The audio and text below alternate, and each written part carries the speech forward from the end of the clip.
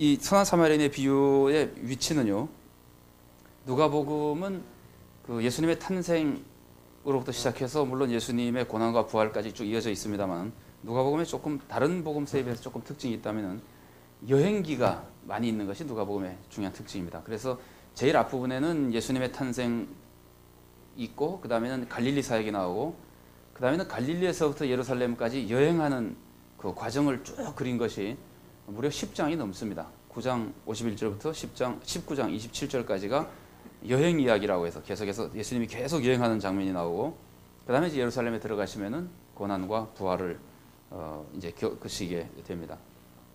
그래서 여행 이야기 안에 예수님의 그 구원 사역에 대한 여러 가지 구원을 위한 여러 가지 사역이나 혹은 가르침들이 나오는데 물론 여행은 구원하시기 위해서 예루살렘으로 가시는 겁니다. 달리 얘기하면은 예루살렘에 가서는 고난을 받으시러 가는 거 아니에요. 그러니까 구원을 완성하기 위해서 예루살렘으로 가시는 중이다. 그래서 19장 51절부터 중간에 몇 번 51절에도 나오고 예수님이 이제 얼굴을 굳게 해서 결심을 단단히 해서 예루살렘으로 가신다. 또 예수님이 예루살렘으로 가시는 중이다. 이런 말이 중간중간에 자꾸 나오거든요. 그래서 어떨 때는 고난과 관련해서 본문을 해석해야 될 때도 있습니다. 그런데 우리가 오늘 보는 본문은 고난과는 그렇게 많은 관계가 있는 것 같지는 않고요. 여행 이야기 안에 들어가서 9장 51절 안에 들어가서 선한 사마리아인의 비유가 나올 때까지 모습을 간략하게 보면은요.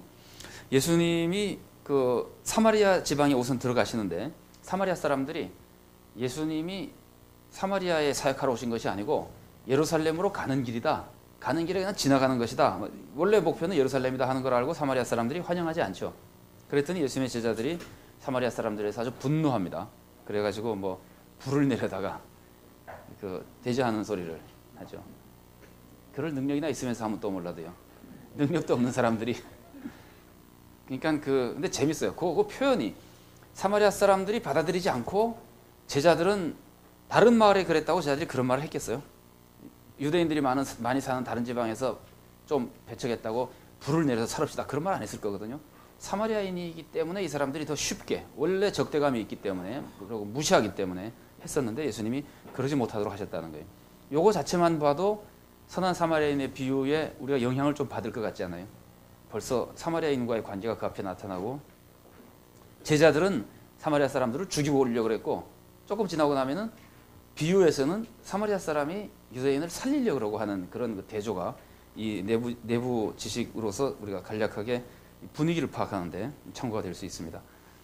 그 다음에는 예수님을 따르는 문제에 대해서 예수님께서 교훈을 하시는데 인자는 머리 둘 곳도 없다 뭐 이런 말씀을 하시면서 예수님을 따르는 것이 얼마나 어려운 일인가. 이런 얘기는 결국은 예수님을 따른다고 하는 것은 그 많은 어려움들을 극복하고 그 희생적으로 신앙생활을 잘해야 된다는 것이 암시되어 있거든요. 그러면 예수님을 따르는 삶 속에 이 선한 사마리아인의 삶의 모습이 희생적인 모습이 나타나잖아요. 정말 예수님이 원하시는 삶이 이런 삶이다 그랬으면 예수님을 따르는 것 자체가 고난이기도 하지만 그 예수님이 원하시는 대로 사는 것 자체가 세상적인 눈으로 볼 때는 그럴 수도 있다고 하는 것이 이미 조금씩 암시되고 있습니다. 10장으로 들어가면은 70인의 제자 파송 이야기가 나오고요. 이 사람들이 여기가 이제 점점 이제 선한 사마리아인의 비유를 이해하는 그 배경이 되는 겁니다. 점점 가까운 배경이 됩니다. 제자들이 가서 선교 활동을 하고 70명이 선교 활동을 하고 되돌아왔을 때 예수님께서 그 사람들에게 축복 얘기를 해주거든요. 참 너희들 같이 이렇게 지금 구원을 체험하고 있는 사람들은 행복한 사람이다. 그리고 뭐 하나님에 대해서 예수님께서 말씀하시는데 그 내용을 보면은 예수님이 하나님의 마음도 아시고 하나님의 뜻을 잘 아시는 것처럼 말씀하시거든요. 어떻게 했어요? 여러분들이 우리가 지금 그 신학교육을 제대로 받고 교회 목사로서 있는데 어느 날 평신도가 하나 젊은이가 일어나가지고 하나님에 대해서 막 떠들어대면은 조금 안이 꼽지 않겠어요? 저놈이 함부로 저런 말할 자격이나 있는 놈인가 할 수도 있는데 이 분위기가 그런 분위기가 좀 포함되어 있습니다. 물론 예수님은 이미 상당히 인정받고 있고 율법사로서도 어느 정도 인정을 하고 있는 사람이지만 그래도 이 젊은 예수가 하나님에 대해서 뭐 독특하게 뭘 많이 아는 것처럼 딴 사람하고는 비교하는데 많이 아는 것으로 얘기하니까 이 율법사가 안 입고 왔다는 건 제가 그냥 우리 평시에 그냥 예를 한 거고요. 이 사람이 안 입고 왔다고만 볼 수는 없습니다. 그러나 적어도 시험은 해봐야 되겠다 이거예요. 저 사람이 정말 저렇게 독특한 그 신지시결을 얘기할 수 있는 사람이냐? 그래서 오늘 본문을 보면은 율법사가 시험하여 물어보잖아요. 율법사가 시험하여서 정말 그 제대로 아는가 좀 보자. 영생을 얻는 길이 무엇입니까? 하고 이제 물어봄으로써 시험에서 물어보거든요. 그러니까 이 비슷한 내용이 다른 복음서에서 다른 분위기에서 나올 때 그 배경이나 예수님이 말씀하시는 그 목적이나 이런 게 다 다르다고 하는 것을 우리가 잘 이해할 수 있습니다. 그러니까 이 본문에서는 이 사람이 시험해서 물어봅니다. 그랬더니 예수님께서 선한 사마리아인의 비유를 얘기하시게 되는데, 물론 그 전에 조금 대화가 더 있죠, 그죠? 그 얘기는 우리가 조금 이따 더 하기로 하고, 이런 배경 속에서 이 말씀을 하셨고, 비유 다음에는 마르다 마리아 이야기가 나옵니다. 10장 38절부터 42절에 이 10장 38절부터 42절은요, 제가 가끔 뭐 그 선한 사마리아인의 비유를 얘기할 때마다 요 비유 다음에 무슨 얘기가 나오는지 아십니까? 그러면은 아는 사람이 보통은 별로 없거든요. 왜냐하면 우리가 스토리는 다 따로따로는 알아도 그 두 개가 어떤 인과관계를 가지고 구성되어 있느냐는 보통은 모르는 경우가 허다해요. 그래서 그 다음에 무슨 얘기가 나오는지 모르는 경우가 많은데, 특별히 성경을 많이 읽으신 분이 아닌다면은 이게 이제 이런 관계를 가지고 있습니다 하고 얘기를 소개해드리고 나면 대부분은 이제 그 다음에 그 얘기가 나오는 걸 이제 기억하시게 되고 안 잊어버리게 됩니다. 그런데 이 뒤에 마르다 마리아 이야기는 선한 사마리아인의 이야기와 그 비유와 너무 가까이 연결되어 있어서 학자들 중에는 우리가 지금 오늘 25절부터 37절까지를 본문으로 봅니다만은 25절부터 42절까지 마르다 마리아 이야기까지 합쳐서 전체를 한 문단으로 보는 분들도 많습니다. 이제 그렇게 보게 되는 이유는 지금은 뭐 누가복음을 공부하시는 대부분의 사람들이 그 인정하고 있는 구조인데요. 이 구조를 놓고도 어느 만큼 가까우냐 하는 거에 대해서는 좀 반대하는 사람들이 있지만 대부분은 인정하는 구조로서 많이 존중받고 있는 것이 25절부터 42절까지가 교차 대칭 구조를 형성하고 있다는 겁니다. 여러분 가지고 있는 자료에 교차 대칭 구조가 그려져 있죠. 그래서 그 질문을 예수님을 시험해서 질문을 했을 때 예수님께서 반문하시면서 넌 어떻게 알고 있느냐 그랬을 때 이제 이 사람의 말이 그럼 영생을 얻는 길은 하나님을 사랑하는 것이고 이웃을 사랑하는 것입니다. 그랬잖아요. 그러니까 예수님이 맞다 뭐 이래서 그렇게 행하면 된다. 그랬더니 이 사람이 금방 그러면 이웃은 누굽니까? 하고 물어보잖아요. 그래서 하나님을 사랑하는 것 여러 가지 이제 중요한 수식어가 있지만 다 빼고요. 하나님을 사랑하는 것과 이웃을 사랑하는 것입니다. 그랬을 때 예수님이 그 다음 문단에서 가르쳐주는 것은 이웃 사랑에 대한 교훈이잖아요.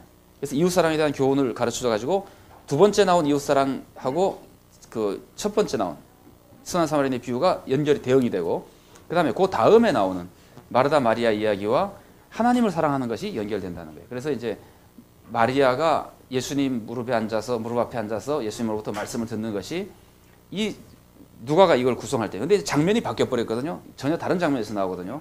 그러니까 그 소위 내러티브의 흐름으로 보면은 장면이 바뀌고 사람이 다 바뀌었기 때문에 새로운 문단이라고 볼 수 있습니다. 그러나 누가는 그 구성을 이용해서 이 그 교차대칭법이라고 하는 것을 형성해주고 그래서 우리들에게 이 플롯 안에서 이제 이어주게 만든다는 겁니다.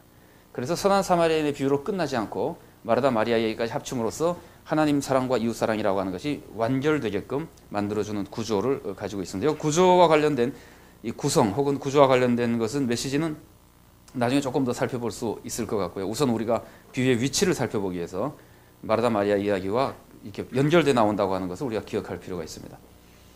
그 조금 그 위치하고는 좀 다르지만 뭐 많이 안 살펴볼 것이기 때문에 지나가면서 잠깐만 본다면은 이 선한 사마리아인의 비유와 마르다 마리아 얘기는 하나는 비유가 하나는 사건이지만 이 두 가지 사건은 선한 사마리아인의 비유에는 주인공이 누구예요? 선한 사마리아인이죠, 그죠? 남자입니까, 여자입니까? 남자죠, 그죠? 그 뭐 명기 안에도 우리가 남자라고밖에 볼 수 없는 여러 가지 분위기가 구성되어 있습니다. 마르다 마리아 사건에서는 주인공이 누구죠? 여자죠, 그죠? 그래서 누가복음의 아주 중요한 특징, 남녀의 균형을 잡아가면서 그 당시로서는 아주 파격적으로 여성을 높여주고 지금 우리들이 눈에 보기에는 남녀가 대등하게 보이게끔 해주는 누가복음의 모습을 보여준다고 볼 수도 있고, 좀 달리 얘기하면은 다른 각도에서는 사마리아인을 높여준다고 하는 것은 그 당시에 아주 멸시받는 사람을 높여주는 거죠. 그리고 동시에 그 다음 장면에서 여인을 높여주고 있다고 하는 것. 근데 이건 여성 신학하시는 분들마다 의견이 조금 다릅니다. 조금 다르긴 한데 제가 보기에는 이쪽 의견이 더 좋은 것 같아요. 이 마르다는 식사를 대접하잖아요. 마리아는 예수님 앞에서 말씀을 듣잖아요. 그런데 말씀을 듣는 제자가 되기는 여성으로서는 어려운 사회였다 이겁니다. 그러니까 죄송합니다. 그때로 돌아가서 말씀드리는 거니까 여자가 음식 준비해서 뭐 뒤처리하는 뒤치다거리 하는 거는 여자들이 할 만한 일이지만 어디 여자가 감히 예수님 앞에 와서 말씀을 들으면서 말씀을 따라 듣는 그런 제자의 자리를 차지할 수 있느냐라고 볼 수 있는 것이 그때 사회 문화입니다. 랍비들은 여자 제자를 그런 식으로 양육하지 않았다 그래요.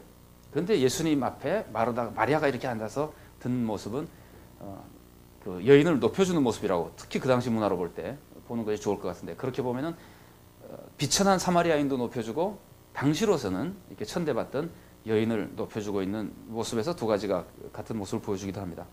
근데 오늘 우리가 살펴보려는 본문하고 메시지와 직접적인 관계는 없고요. 비유의 배경은 아까 제가 말씀드린 대로 예수님이 하나님에 대해서 많이 아는 것처럼 말씀하시니까 율법사가 질문하는데, 이 질문은 도전으로서의 의미를 가지고 있습니다. 그러니까 이때 예수님이 답변을 제대로 하지 못하면은 예수님은 많은 사람들 앞에서 망신당하는 것이고, 그 이후는 예수님의 교훈이 사람들 앞에 힘이 없어지는 겁니다. 근데 그래서 이제 예수님께서 도전에 대한 응답에 예수님께서 하시는 것은 근데 원래 그 당시 사람들이 가지고 있는 관점으로 보면 예수님과 율법사가 누가 더 권위가 있습니까? 일상적인 사회 풍습으로 보면은 율법사가 더 인정받고 있는 사람이잖아요. 그런데 율법사가 예수님께 도전했다고 하는 것은 우선 예수님을 굉장히 높인 거예요. 이렇게 도전이라고 하는 것은 항상 대등한 관계에서만 이루어지는 거거든요. 이 명예와 수치라고 하는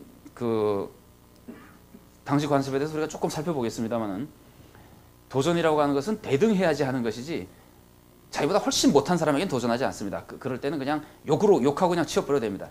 떼먹자는 소리 집어쳐라 이러면 그냥 끝나는 겁니다. 훨씬 권위 있는 사람이. 그런데 그걸 물어보고 대화를 해서 이기려고 한다고 하는 것은 인정한 거예요. 그래서 이제 우리가 이 분위기를 보면 도전이라고 볼 수 있는데, 예수님께서 도전을 이기신 방법이 기가 막힌 방법이에요. 예수님께서는 당시 문화에서는요, 제가 전에도 한번 말씀드렸지만 명예가 가장 중요한 가치 기준이거든요. 그래서 언젠가 우리 그 얘기를 잠깐 나눌 때 우리도 체면을 굉장히 중요한다고 하는 것처럼, 근데 명예를 중요하게 생각하는 그 사회에서 자기가 명예를 얻을 수 있는 방법은 나면서부터 어떤지, 예를 들면은 제사장 집안에 태어나면은 명예롭죠. 태어날 때부터 명예롭고, 부잣집, 왕의 아들, 그러니까 나면서부터 얻는 명예가 있고 태어나서부터 획득해야 되는 명예가 있습니다. 공부하고 싸우고 기술 얻고 이래가지고는, 근데 그때부터는 명예를 어떻게 얻어야 되냐면은 남에게 이김으로써 자꾸 얻게 되는 겁니다. 그러니까 명예가 끝없이 펼쳐져 있는 것이 아니거든요. 그 중에서 명예는 이렇게 제한되어 있기 때문에, 그러니까 지금은 우리가 그런 말을 쉽게 합니다만은, 여러분 혹시 신문에 가끔 광고랑 이렇게 나오는데 한 방향으로 다 같이 뛰면은 1등이 한 명이지만, 그런 기억나세요? 360도로 뛰면은 360명이 1등이다. 왜냐하면 다 서로 그래서 지금은 개성을 중시해가지고 예능을 잘하든 체육을 잘하든 오락을 잘하든 뭘 잘하든 하나만 잘하면은 그걸로서 이제 얼마든지 1등이 되고 훌륭한 사람이 될 수 있다고, 명예가 상당히 많아졌지만 그 당시에는 그렇지 않거든요. 지금도 우리 사회는 명예 그러면 주로 정치 권력과 많이 관련돼 있잖아요. 그래서 좀 비극적인 표현입니다만은, 훌륭한 학자들마저도 학자로서 끝나지 않고 어느 정도 되고 나면은 이 정치 관료에서 이렇게 올라가는 것을 더 명예로 생각하는 경향이 조금 있는 것이 우리의 어떻게 보면 비극 중에 하나인데, 이 당시로서는 그것이 굉장히 좁거든요. 명예라고 하는. 그러니까 자꾸 싸워서 얻어야 되는 겁니다. 싸워서 얻는다고 하는 것은 상대방을 누르고 얻는 겁니다. 명예를. 그러니까 이 율법사는 예수님에 대해서 시험하는 것으로서의 도전도 있지만, 많은 사람들이 예수님을 지금 따르고 있잖아요. 그럴 때 예수님을 한번 누르면은 자기가 같은 율법사 중에서도 우수한 사람으로 명예가 이제 뜰 수 있게 되는 겁니다. 이런 여러 가지 상황에서 이 사람이 이제 질문했다고 볼 수 있고, 근데 예수님은 그걸 이겨내는 방법이, 예수님이 논쟁할 때 많이 쓰셨던 방법이 뭐예요? 질문하면은, 예수님이 질문을 받으면 많이 하시는 것 중 하나가 반문하는 경우가 많죠. 너는 어떻게 생각하냐, 이게 어떠냐, 이렇게 반문하시는 경우인데, 이 경우도 대표적으로 아예 처음부터 바로 반문하잖아요. 영생을 얻는 방법이 뭡니까? 어떻게 하면 영생을 얻습니까? 그러니까 예수님이 전제는 해줬어요. 율법에 어떻게 되어 있느냐, 너는 율법에 어떻게 있느냐. 그러니까 이 사람이 대답하잖아요. 대답했는데 보세요, 예수님의 대답을 우리가 속되게 표현하면 이런 기분이 듭니다. 잘 안 해. 그 얼마나 창피해요, 율법사가. 뭡니까 하고 물어봤더니 예수님이 쩔쩔매면서 답변을 해주면 이 사람이 옳습니다, 틀립니다 이러면 예수님이 시험을 당하는 사람이 되는데 갑자기 면접관이 바뀐 거예요. 예수님이 물어보고 나서 이 사람이 대답을 못해도 곤란하니까 자기가 아는 대로 얘기하니까 잘 안 해. 그러고는 한마디 덧붙이시기를 그렇게 행하면 돼. 그러니까 뭐 여기서 완전히 이겨버린 거예요. 이 명예의 도전과 응답에서. 그래서 율법사가 금방 깨달은 겁니다. 아, 내가 이거 당했구나. 그래서 두 번째 질문을 하는 겁니다. 이겨야 되니까. 그러면 좋다. 이웃은 누구냐? 뭐 이런 식의. 근데 물론 다른 의미도 좀 같이 있습니다만 조금 이따 더 살펴보기로 하고요. 이런 배경 속에서 이런 대담 아니면 논쟁과 비슷한 상황 속에서 예수님이 두 번째 질문한 이웃이 누굽니까 하고 물어봤을 때 예수님은 결국은 이웃이 누구냐고 답변하실 때도 반문으로 이겨요. 그런데 그 반문을 하시기 전에 처음에는 율법이라는 한마디로 했었고 율법이 어떻게 되어 있느냐 하고 물었고 이번에는 반문하시기 전에 이 비유를 얘기해 줌으로써 이 사람이 아주 꼼짝 못하게 만들어 놓고 비유를 던져주고 나서 어떻게 생각하느냐. 그래가지고는 그러니까 그 당시 말로 명예에 대한 대결에서는 비교도 안 되는 거죠. 여러분 그래서 예수님의 악의 세력에 대한 예수님의 승리를 많이 얘기할 때요. 예수님이 승리하시는 것 중에 한 가지 모습은 논쟁에서의 승리입니다. 전에도 제가 말씀드렸습니다만 논쟁에서의 승리 자체가 예수님의 신적인 권위를 보여준 한 가지 모습입니다. 여기서 이제 그런 것 중에 하나라고 볼 수 있습니다. 비유의 구조를 좀 말씀드리면요. 이 비유 자체는 이웃사랑이 무엇인지를 예를 들어서 알려주는 것이고 알레고리적인 성격이 거의 없는 것으로 보입니다. 그래서 지금은 이걸 거의 알레고리가 없다고 생각을 하는데 대부분이요. 여러분들이 아시겠지만 초대 교부들이나 심지어 종교 개혁자들까지도 종교 개혁자들은 대체적으로 알레고리를 싫어했거든요. 알레고리는 잘못된 해석이다 그러고 문법적 역사적 해석을 했었던 분들인데도 종교 개혁자들 중에서마저도 이걸 알레고리로 해석할 만큼 선한 사마리아의 비유는 알레고리 해석에 아주 제일 많이 이용됐었던 것 같아요. 그래서 어떻게 그렇게 단순한 도덕적인 교육만 주기 이게 좀 도덕적이지 않습니까? 이웃을 사랑하고 도와줘라. 어떻게 이렇게 단순한 도덕적인 것만 가지고 우리가 하나님의 고귀한 생명의 말씀 속에서 그것만 얻을 수 있겠느냐. 그래서 보다 영적인 걸 얻을 수 있어야 된다. 그래가지고는 알레고리를 해석하죠.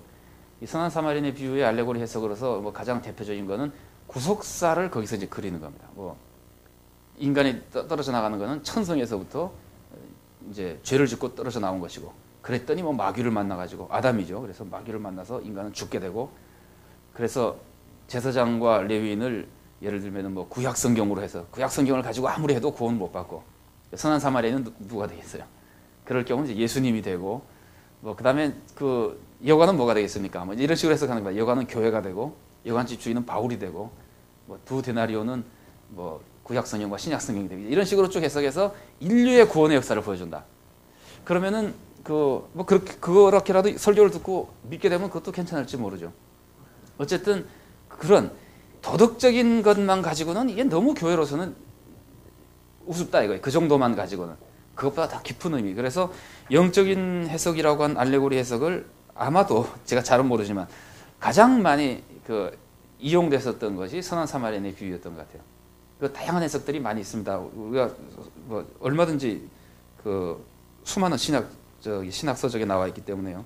그러나 이 선한 사마리아인의 비유는 문맥으로 볼 때 구속사를 가르쳐 주려는 것이 아니고 이웃이 무엇이냐라고 누구냐라고 물어봤을 때 지금 이웃에 대한 것을 가르쳐 주고 이 구조에서도 이웃 사랑에 대해서 가르치는 것이기 때문에 이웃 사랑과 관련되어 있는 명쾌한 메시지를 발견하고 그다음에 그거를 정확하게 적용하는 것이 우리 교회의 이 본문을 통해서 하나님께서 주시고자 하시는 중요한 메시지라고 생각할 수 있습니다. 이 비유는 우리가 25절부터를 비유로 봤기 때문에요. 우리는 장면의 변화나 아니면 선한 사마리아인의 비유를 중심으로 해서 그냥 37절에서 본문을 끊어서 그걸 한 문단으로 봅니다. 근데 이렇게 봤을 때 이건 두 부분으로 나뉘는데요. 하나는 비유가 시작되기 전 영생의 길에 대한 질문과 답변. 그 다음에 이제 비유 자체로서 이웃에 대한 질문과 답변. 그것이 이제 비유의 두 부분이라고 볼 수 있습니다. 이 두 부분은 예수님과 율법사와의 논쟁인데 그 구조가 굉장히 유사합니다. 처음에는 율법사가 왜 질문하는지 이유가 나오고 도입 부분에서는 시험하여서 질문했고 비유 부분에서는 자기가 옳다는 것을 증명하고 싶어서 이제 옳게 보이기 위해서 질문합니다.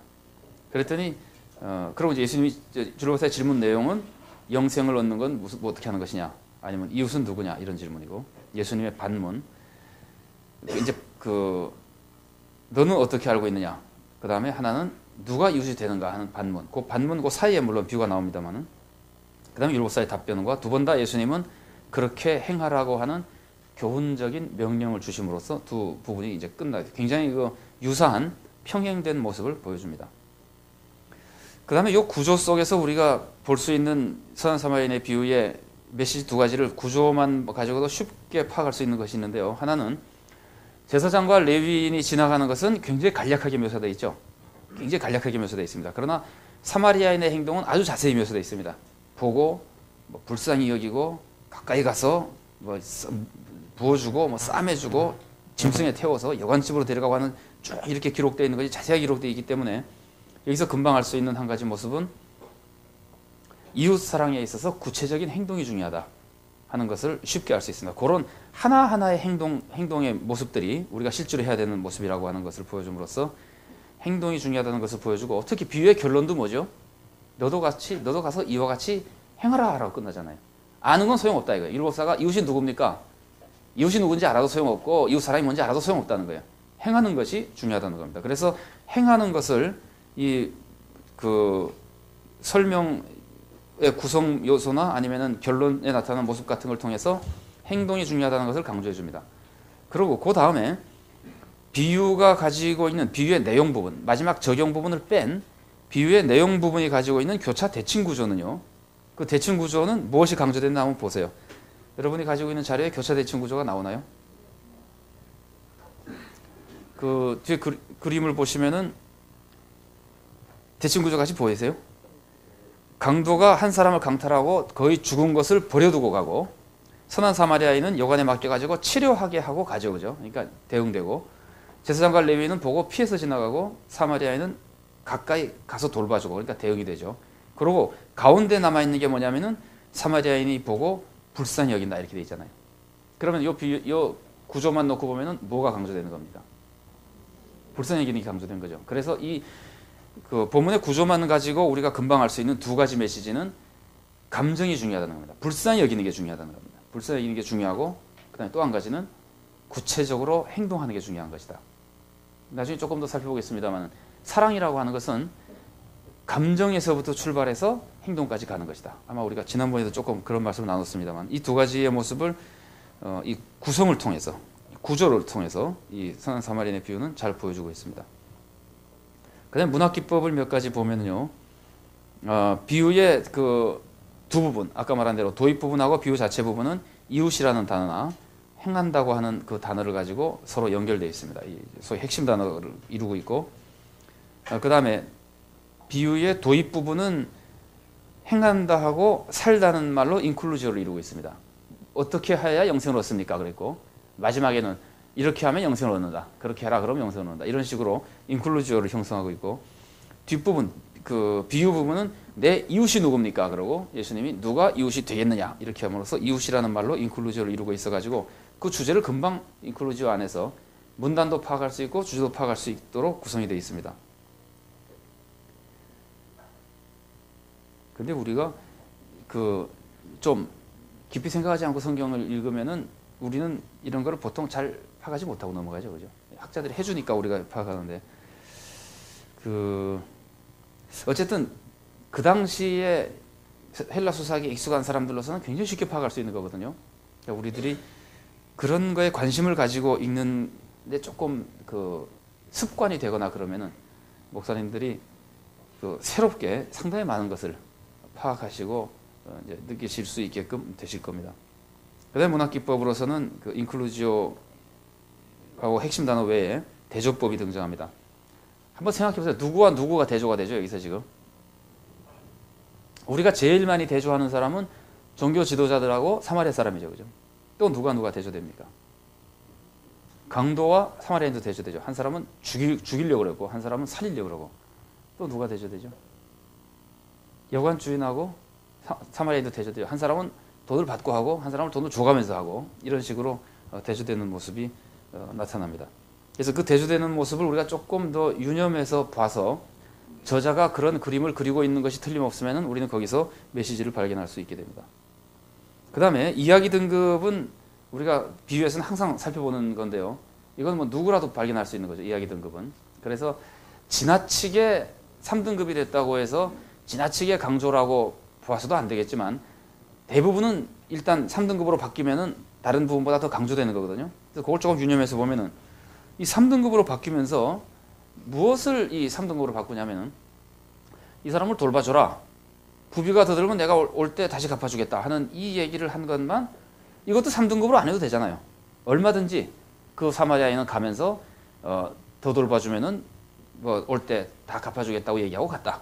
그렇게 해도 되는데 굳이 그 부분만 직접 인용을 하고 있는 것은 이 부분을 이 예수님께서 비유로 말씀하시면서 강조하고 있다는 거예요. 그럼 어떤 메시지가 여기서 발견될 수 있겠어요? 무엇을 강조하고 싶은 거예요? 행함은 행함인데 지금까지도 쭉 행했는데 이렇게 말해도 되겠습니까? 이웃사랑을 하려면 끝까지 해라. 하다 말면 안 된다. 그러니까 제가 여기서 쓴 표현으로 하자면은 도대체 이웃사랑이 어디까지 확장돼야 되는가? 이웃사랑의 대상으로만 멈추는 것이 아니라 누구를 사랑해야 됩니까? 그것만 멈추는 것이 아니라 도대체 어디까지 해야 되는가? 그러면은 쉽게 이해할 수 있죠. 그 사람이 잘 될 때까지. 자기가 없으면 못하죠. 잘 될 때까지 하고 내가 있을 때까지. 둘 중에 하나가 끊어질 때까지 하는 거죠. 그러니까 좀 부담되는 얘기긴 하지만 이웃사랑을 하면 자꾸 가난해. 질비움이 많아지죠. 왜냐하면 그 사람이 필요한 대로 있는 동안에는 계속 해야 되니까.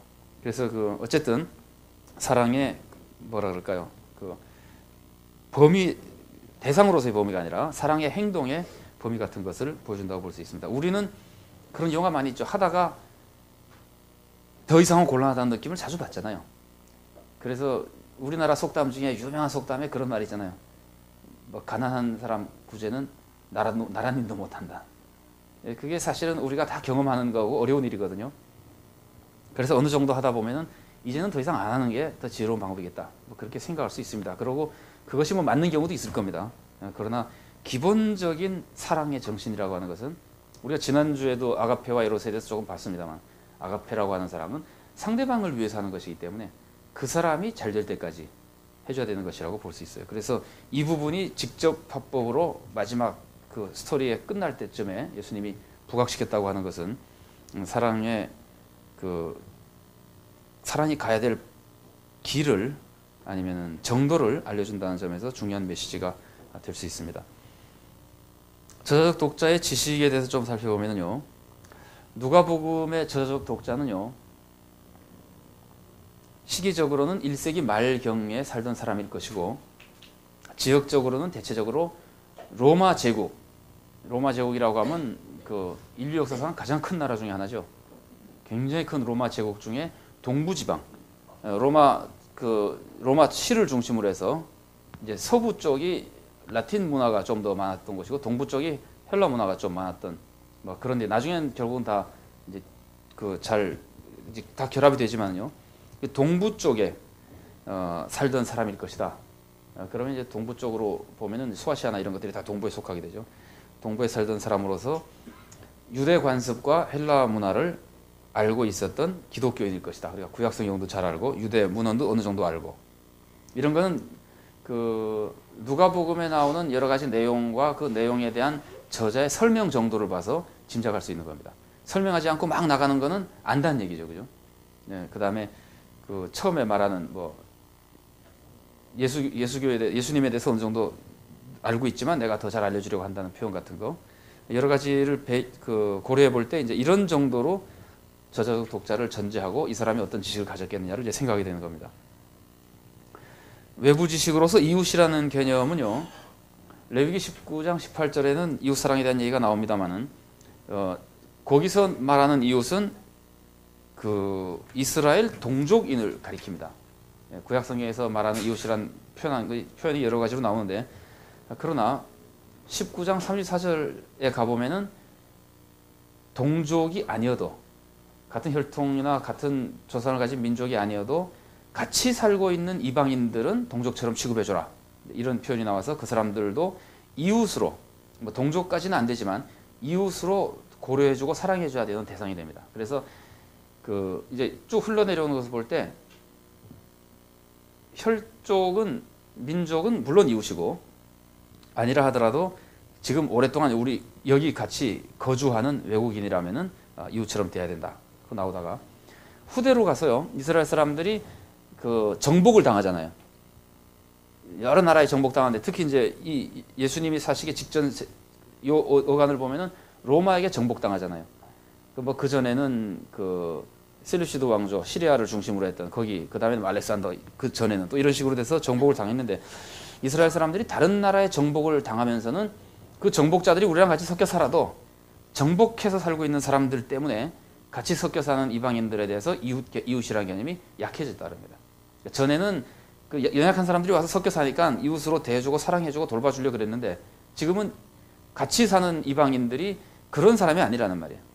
아주 미운 사람들이란 말이에요. 그러니까 이웃으로 인정을 그러니까 같은 지역에 살아도 이방인들은 이웃으로 인정하지 않는 방향으로 이제 이 사람들의 사고가 바뀌어 가지고 그때는 어떤 사람을 이웃이라 그랬냐면은 이방인 중에서도 완전히 개종을 한 사람만 이웃이라 그랬습니다. 그래서 예수님 시대에는 이방인과 사마리아인은 이웃의 범죄에 들지 못했었습니다. 그리고 아마도 개인적인 원수는 이웃이라고 인정하지 않았던 것으로 보입니다. 그래서 예수님이 원수를 사랑하라는 말씀을 하시죠. 그렇다는 것은 이 원수는 이미 이웃사랑의 대상이 아니기 때문에 예수님이 사랑의 대상으로 너라고 가르쳐준 거라고 봐야 된다는 거죠. 그 다음에 이건 일반인들에 대한 모습이고 종파에 따라서는 이것보다 훨씬 더 엄격합니다. 바리새인들은 율법을 어기는 사람들을 배척했었고 잘 안 지킨 사람들을 배척했었고 에세네파 사람들은 자기 파가 아니면 배척하고 이런 식의 특정한 부류도 있고 일반적인 유대인들은 그런 식의 조금 전에 말씀드린 식의 이웃 개념을 가지고 있었습니다. 그리고 유대인들은 대체적으로 이방인들로부터 사랑의 도움을 받지 않도록 배웠다랍니다. 유대인들은 일반적으로. 그 다음에 그 자기 동족과 다른 종족을 구별하는 거는요 유대인만 그런 건 아니고 당시 사람들은 모든 사람들이 그렇게 살았었어요. 자기 동족과 자기 동족이 아닌 사람들을 구별해가지고 배척하고 받아들이고 하는 상당히 어려운 시대에 살고 있었고 그래서 그 부족 간의 대결도 많고 그랬었잖아요. 그런 시대에 살았기 때문에 그랬다고 보면 괜찮겠습니다. 예루살렘에서 이제 여리고로 가는 길에 이 사람이 강도를 만나니까 우리가 잘 아는 것입니다만 예루살렘에서 여리고는 거리가 한 지금 미터로 바꾸면 한 27km 정도 된다 그러고요. 여리고는 요단 겨우 낮은 곳에 위치한 도시이기 때문에 예루살렘보다 수직적으로 거리가 1000m 정도 낮은 지역에 놓여 있고 그러니까 이제 쭉 오랫동안 계속해서 내리막길로 가는 거죠. 빈들이 그 길에 많이 있고 바이투성인 지역이 중간에 많이 있었기 때문에 도둑이 많았던 것으로 알려져 있습니다. 그리고 그 도둑들이 쓰러진 사람을 놔두는 것은 가끔은 그 다른 여행객들을 유도하는 방법으로 쓰는 경우가 있었다 그래요. 그러니까 이거는 그래서 제사장 같은 입장에서는 빨리 피해가는 것이 좋겠다고 생각했을 가능성이 있습니다. 어쨌든 그런 것도 그 당시 있었다고요. 대개 이제 선한 사마리아인의 비유를 얘기할 때 하도 알레고리 해석을 하면서 예루살렘은 뭐 천성이나 교회고 여리고는 뭐 세속적인 도시거나 아니면은 뭐 그 타락한 뭐 세상이고 뭐 이렇게 해서 하도 해석을 하니까 그것이 아니다. 이거는 어려운 사람을 도와주라는 한 가지가 포인트다. 그러면서 그 비유를 해석할 때 이렇게까지 얘기하시는 분이 있거든요. 그 사람이 예루살렘에서 여리고로 가다 강도를 만나든지 여리고에서 예루살렘으로 가다 강도를 만나든지 이 메시지는 전혀 변화가 없다. 똑같은 메시지다. 이제 이렇게까지 얘기하시거든요. 기본적으로는 맞는 얘기입니다. 이게 지금 성을 다 빼버리고 길을 가다가 강도 만났다 해도 상관없는 것이 될 정도로 핵심 메시지는 그겁니다. 그러나 그 예수님이 굳이 예루살렘에서 여리고로 가다가라는 그림을 그려주고 있고 그 당시 사람들이 가지고 있는 관습으로 비춰볼 때 조금은 거기서 느낄 수 있는 어떤 이미지가 있습니다. 어떤 이미지냐면은 여리고는 그 당시에 제사장들이 살던 제사장촌이 있던 곳이라 그래요. 여리고가요. 그러면 어떤 느낌을 조금 더 받을 수 있냐면은 제사장이 지금 예루살렘에서 여리고로 가고 있잖아요. 그럼 어떤 기분이 듭니까? 예, 목사님이 예배가 끝나고 사택으로 가는 것 같은 기분이 좀 들잖아요. 그 이미지가 본문을 해석하는데 조금 더 강하다. 우리가 보통 그런 말 하잖아요. 교회 문만 나서면은 뭐 목사님들이 가끔 교인들 교훈하실 때 어째서 교회에서 그렇게 천사 같은 얼굴을 하고 있다가 문만 나서면은 그렇게 되느냐. 야단치잖아요. 그죠? 야단친다는 말이 맞는지 모르겠습니다만. 그런 것과 비슷한 이미지를 여기서 주는 게 훨씬 더 그러니까 그 정서적으로 더 강해지죠. 그냥 아무 일 없이 왔다 갔다 하다가 하는 것보다 만일에 제사장이 예루살렘에서 여리고 간다고 하면 여리고로 가는 중이라고 하면은 그 예루살렘에서 특별히 자기 차례가 돼가지고 이제 8일간 그 직무를 수행하고 돌아간다는데요. 직무를 수행하다가 돌아가는 길이었을 수도 있다라면 그 직무 수행하는 동안에 뭐 하겠어요? 직무 수행하는 동안에 하나님 생각하고 그 제사장이 하는 일 중에서 그 제사를 집례하는 거하고 가르치는 것이 있잖아요. 아니면은 자기가 가르쳤거나 백성들 보고 여러분 이웃을 사랑해야 됩니다 하고 가르쳤거나 조금 전까지 아니면은 그런 가르침 속에 꽉 젖어서 살다거나 우리가 흔히 하는 말로 그런 사람이 문만 나서면은 딴짓한 것처럼 돼버리는 겁니다. 이 그림이 본래 메시지는 별로 변함이 없습니다. 그러나 정서적으로 좀 다르게 우리들에게 접근할 수 있게 된다. 이제 이런 거죠. 레위인도 마찬가지입니다. 레위인도 그 같이 제사장하고 똑같은 일을 하지는 않지만 제사나 성전 업무를 도와드리면서 같이 그 8일간 성전 예배 같이 봉사하고 뭐 이런 일이니까 두 사람 다 그런 일을 하다 돌아왔을 가능성이 굉장히 많습니다. 사마리아인과 유대인과의 관계는요, 그냥 간략하게 잘 아시는 거니까 말씀을 드려본다면은 북이스라엘이 아수르에게 멸망한 다음에 북이스라엘의 이제 수도가 사마리아 있잖아요. 사마리아 지방에 있던 사람들을 많이 아수르로 끌고 가서 이민을 시키고 또 아수르의 여러 지방에 있던 사람들을 데리고 와서 사마리아로 와서 이민시키면서 다른 종족 사람들이 사마리아 와서 살고 원래 사마리아에 있던 그 이스라엘 사람들하고 섞여서 살면서 혈통적으로 순수성을 잃어버리고 더 무서운 것은 그 사람들은 올 때 다 우상을 들고 오기 때문에 종교적으로도 순수성을 잃어버렸다. 그러나 사마리아 사람들이 여호와를 섬겼습니다. 그리고 모세 오경도 가지고 있었고 그걸 지금 구약에서는 사마리아 오경이라 그래가지고 구약 성경을 연구하는데 굉장히 중요한 자료죠. 근데 이제 그래서 여호와를 섬긴다고는 했는데 이스라엘 이 혈통을 지킨 사람들 입장에서 보기에는 혈통이 안 좋다 이거예요. 혈통이 그 순수 혈통을 잃어버렸다는 거예요. 종교도 순수성을 잃어버리고 혼합주의가 됐다고 이제 보는 겁니다. 그래서 그 거룩하지가 못하다. 그러니까 너희들은 거룩한 일에 참여하기가 곤란하다. 이래서 이스라엘 사람들이 포로로 잡혀갔다가 죄송합니다. 이스라엘이보다 남유다 사람들이 포로로 잡혀갔다 되돌아와서 성전을 건축할 때 사마리아 사람들이 같이 하자 그러잖아요. 우리도 같이 하자 그랬더니 안 시켜주잖아요. 너희는 안 된다. 그러니까 그 사람들이 그때부터 반대하죠, 그죠? 막 방해하고. 그래서 사이가 이제 별로 안 좋아지기 시작하고. 그래서 사마리아인들은 나중에 장애들끼리 그럼 우리는 우리대로 성전을 짓겠다 그래서 그리심산에다가 성전을 짓죠. 그렇게 성전을 지으니까 이스라엘 사람들이 보기엔 점점 더 의심스러운 겁니다. 그러고 이스라엘 사람들, 제가 말씀드린 이스라엘 사람은 이제 순수 혈통을 지겠다고 자부하는 소위 말하는 유대인이죠. 이미 이때쯤 돼서는 유대인이라고 부르는 게 더 좋을지 모르겠어요. 이스라엘인이긴 하지만 유다 지파를 중심으로 해서 혈통을 지켰다고 자부하는 사람들에 대한 칭호가 이제 유대인입니다. 유다 지파를 중심으로 해서. 그런데 이 유대인들이 보기에 제사장을 하려면 아론 자손이 돼야 되는데 저 사람들은 아론 자손도 아닌 사람이 제사장 할 것이다. 여러 가지로 자꾸 의심하게 되는 거죠. 성전을 짓고 하나님 섬긴다 그래도. 그래서 사마리아 사람들을 특별히 싫어하는 사람들이 제사장들이었다 그래요. 아주 그 사람들은 그 제사장 자격도 없는 사람들이 제사장 일을 한다. 여러분들도 예를 들면 신학교를 하나도 안 받은 사람이 목회를 하면 그 사람 제일 싫어하는 사람이 목사님이겠죠, 그죠? 교육 받은 사람들. 그런 거랑 비슷하다고 볼 수 있습니다. 그래서 이 제사장들이 좀 많이 싫어했었고 이 사람들이 그리심산에 성전을 건축해 놓고는 우리가 잘 아는 그 알렉산더가 죽은 다음에 나라가 셋으로 갈라지면서 이 시리아 이 지방을 다스렸던 셀루시드 왕조하고 애굽 지역을 다스리던 프톨레미 왕조가 이렇게 있을 때 이 나중에 프톨레미 왕조가 처음에 다스리다가 파니아스 전쟁이라는 것 이후에 시리아 쪽 사람들이 다스렸거든요. 그때 와서 내려와서 다스리던 사람 중에 그 유대인들을 굉장히 박해했었던 그 아주 고약한 왕이 안티오코스 4세라는 왕이 있잖아요. 안티오코스 4세, 에피파네스라는 사람. 이 사람이 우리가 잘 아는 대로 뭐 성전을 더럽혔다가 이 사람이 그 뭐 마카비 전쟁이 일어나고 뭐 해가지고 성전을 다시 정화해서 우리가 나온 대로 성경에 수전절이 한옥하라고 하는 수전절이 생기고 뭐 이러죠, 그죠? 근데 그 안티오코 사세 같은 사람이 막 박해할 때 이 사마리아인들은 굉장히 쉽게 헬라화 돼가지고 막 따라가고 그랬었다 그래요. 제우스도 막 섬기고 이런 식으로. 그래가지고는 유대인들이 보기에는 점점 더 고약한 사람들처럼 보이는 겁니다. 안 그래도 수상했었는데. 그래서 그 굉장히 멸시하게 되는 거죠. 그 오랜 후에 이제 로마가 다시 지배했을 때는 또 로마화되고 그랬었다 그래요. 이 사마리아 사람들이. 어떻게 보면 유대인들 보기에 그랬는지도 모르지만 하여튼 유대인들의 눈에는 종교 순성을 잘 지키지 못한 사람이다. 이렇게 보는 겁니다.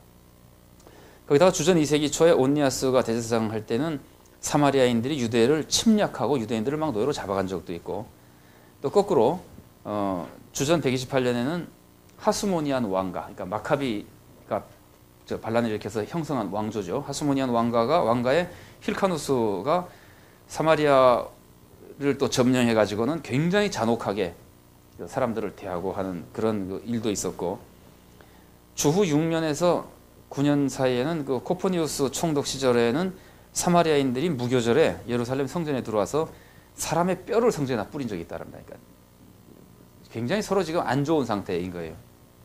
그래서 예수님 시절은 지난 이후지만 독자들의 입장에서는 다 머릿속에 남아 있는 것이라고 볼 수도 있고 소문을 들은지 알 수 있는 사건이 주후 48년에서 52년 사이에 쿰마누스 총독 시절에는 예루살렘으로 그러니까 뭐랄까 순례를 가던 갈릴리 사람들이 사마리아 마을을 통과하다가 한 사람이 살해를 당합니다. 그래서 또 유대인들이 뭐 힘을 모아가지고 또 그 사마리아 마을을 학살하고 또 그랬더니 또 이 쿰마누스 총독이 또 사람 보내가지고 유대인들을 또 그 죽이고 막 붙잡고 이래가지고는 굉장히 그 아주 사이가 안 좋았었습니다.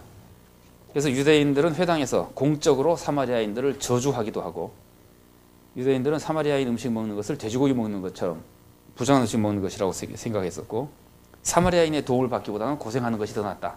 이런 유형의 서로 상당히 아주 적대감이 많이 있는 상태에서 이제 살던 사람들입니다. 자, 그럼 명예와 수치에 대해서 제가 아까 조금 말씀드렸습니다만은 그 당시 사람들이 중요하게 생각했던 그 명예 문제에 있어서 이렇게 명예를 획득하기 위해서 상대방을 누르거나 하는 경우가 많았고 그래서 질문하는 경우가 많습니다. 특히 명예를 획득하기 위한 질문은 반드시 공공연한 자리에서 해야 됩니다. 그리고 많은 증인이 있어야 되고 공적인 자리에서 명예에 도전을 받으면은 반드시 응답을 해가지고 이제 해야 되는데 그 응답하는 테크닉이 아주 여러 가지가 있습니다. 우리가 여기서 거기까지는 살피기가 좀 어렵고요. 일단 이 율법사가 다시 수세에 몰렸기 때문에 자기를 의롭게 보이기 위해서 율법사가 다시 질문하는 것이 수세에 몰렸기 때문에 명예 회복을 위해서 다시 질문했다고 볼 수 있습니다. 그러나 그 명예 회복은 단순히 말싸움에서만 이기려고 하는 것이 아니고 다른 의미도 좀 있는 것 같아요. 그거는 조금 이따가 좀 살펴보도록 하겠습니다. 두 데나리온이라 그러면 우리가 그냥 이틀분의 일당이다 그냥 이렇게 생각하면 쉬운데 여관에 두 데나리온 뒀다는 건 얼마 정도일까요? 그런 것들이 참 궁금한데 학자들이 이렇게 많이 많이 쓰시지 않는 것 같아요. 근데 다행히 어떤 분이 제가 여기다가는 각주를 안 달아가지고 저도 지금 기억 못합니다만은 연구해서 자료를 주셨는데 여관에서 숙식을 할 경우에 두 데나리온이면 2주간 정도 쓸 수 있는 거랍니다. 자고 먹고 이런 걸 쭉 하면서 여관비는 당시에 굉장히 쌌다 그래요. 여관이라고 하는 것이 좀 비천한 곳이기 때문에요. 여러분들도 그렇죠. 여러분들이 만일에 어느 마을에 갔는데 여관에 들어갔다 그러면은 그 마을에 아는 사람이 없다는 뜻이죠. 그런 것처럼 여관에 들어가는 사람은 타지인이기 때문에 여관에 들어가는 겁니다. 그래서 여관이라고 하는 것이 시대에 따라서 좀 다르고 마을에 따라 다르긴 하지만 대체로 여관업을 하는 사람은 좀 비천한 사람에 속하고 여관이라고 하는 것은 이렇게 좋은 것은 못 됩니다. 그래서 지금으로 보면 굉장히 싼 편인 거예요. 여관에 잠만 자는 것은 굉장히 쌌다 그럽니다. 근데 이제 숙식까지 다 하는 것으로 고려를 한다면은 2주간 정도는 머물 수 있을 것이다. 이런 식으로 봅니다. 내부 지식을 조금 생각해 본다면은요. 누가복음 6장에 유명한 평지설교가 있잖아요. 평지설교에 나오는 메시지 중에 원수를 사랑하라는 말이 나오죠. 원수를 사랑하라는 교훈을 알고 있는 사람의 입장에서는 이웃을 사랑하는 데 있어서 사랑의 대상을 제한한다고 하는 게 잘못됐다는 걸 알죠. 원수를 사랑하라는 교훈을 알고 있는 사람은 선한 사마리아인이 이웃을 사랑하라 그러는데 이웃이 누굽니까 하고 물어보면 금방 이 질문이 좀 이상하다 하고 하는 걸 느낄 수 있게 되는 겁니다. 왜냐하면 이웃 사랑이라고 하는 건 원래 원수까지 사랑하는 건데 이 사마리아인은 지금 율법사는 제한하고 있잖아요. 누구까지 사랑해야 되느냐. 그래서 그것을 이제 짐작할 수 있게 만들어 주고 또 사마리아인이 하는 행동 속에서는 그 원수 사랑의 모습을 느낄 수 있게끔 만들어 줍니다. 그 적대 관계를 알기 때문에. 그다음에 평지설교는 결론 부분에서 그대로 행해야 된다는 말을 하잖아요. 행하는 자만 주초에 집을 지은 자 같아서 구원에 이룰 수 있다는 이미지를 메시지를 전해주기 때문에 그래서 이웃을 사랑하는 것이 구원의 길이라는 것을 이미 평지설교가 어느 정도 알려주고 있습니다. 이런 것들을 가지고 이 선한 사마리아인의 비유를 읽게 되는 거죠. 그러니까 아까 말씀드린 대로 사마리아인에 대한 제자들의 그 적대감이나 멸시하는 모습이 있었는데 예수님께서 그것을 막아주고 꾸짖고 있는 모습이나 이거는 사마리아인과 유대인의 적대 관계도 보여주고 예수님은 어떤 식으로 사마리아인을 대하는가 하는 것들을 미리 보여줌으로써 이 비유를 이해하는 데 도움이 되게끔 해줍니다. 그다음 18장에 나오는 그 부자 관원이 와가지고 어떻게 영생을 얻겠습니까? 하는 질문에 대해서 예수님이 답변하신 것도 같은 영생의 길에 대한 질문에 대해서 이웃사랑과 하나님 사랑에 대한 교훈을 가르쳐 줌으로써 그 선한 사마리아인의 비유에서 배운 메시지를 확인시켜주고 강화시켜줍니다. 그 인물 이해는요, 이 율법사라고 하면은 우리가 잘 아는 대로 모세율법을 연구하고 해석하는 전문가고 아마도 다른 복음서랑 비교해 볼 때 율법사하고 서기관은 거의 같은 부류의 사람이라고 생각이 됩니다. 일종의 이제 신학자라고 볼 수 있습니다. 이 사람의 모습은 영생이 있다는 걸 믿는 사람이고 영생을 얻기 위해서는 인간이 무언가 해야 된다고 생각하는 사람이고 이 사람이 답변하는 것을 볼 때 실제로 자기 나름대로 알고 있는 사람입니다. 아, 이렇게 하는 것이 영생의 길이다. 그래서 이제 예수님에 대해서 시험하면서 물어보는 것이고 이 사람도 사마리아인을 좀 적대하고 있다는 걸 느낄 수 있죠. 멸시하고 있다는 걸. 어디서 느끼게 되죠? 예수님이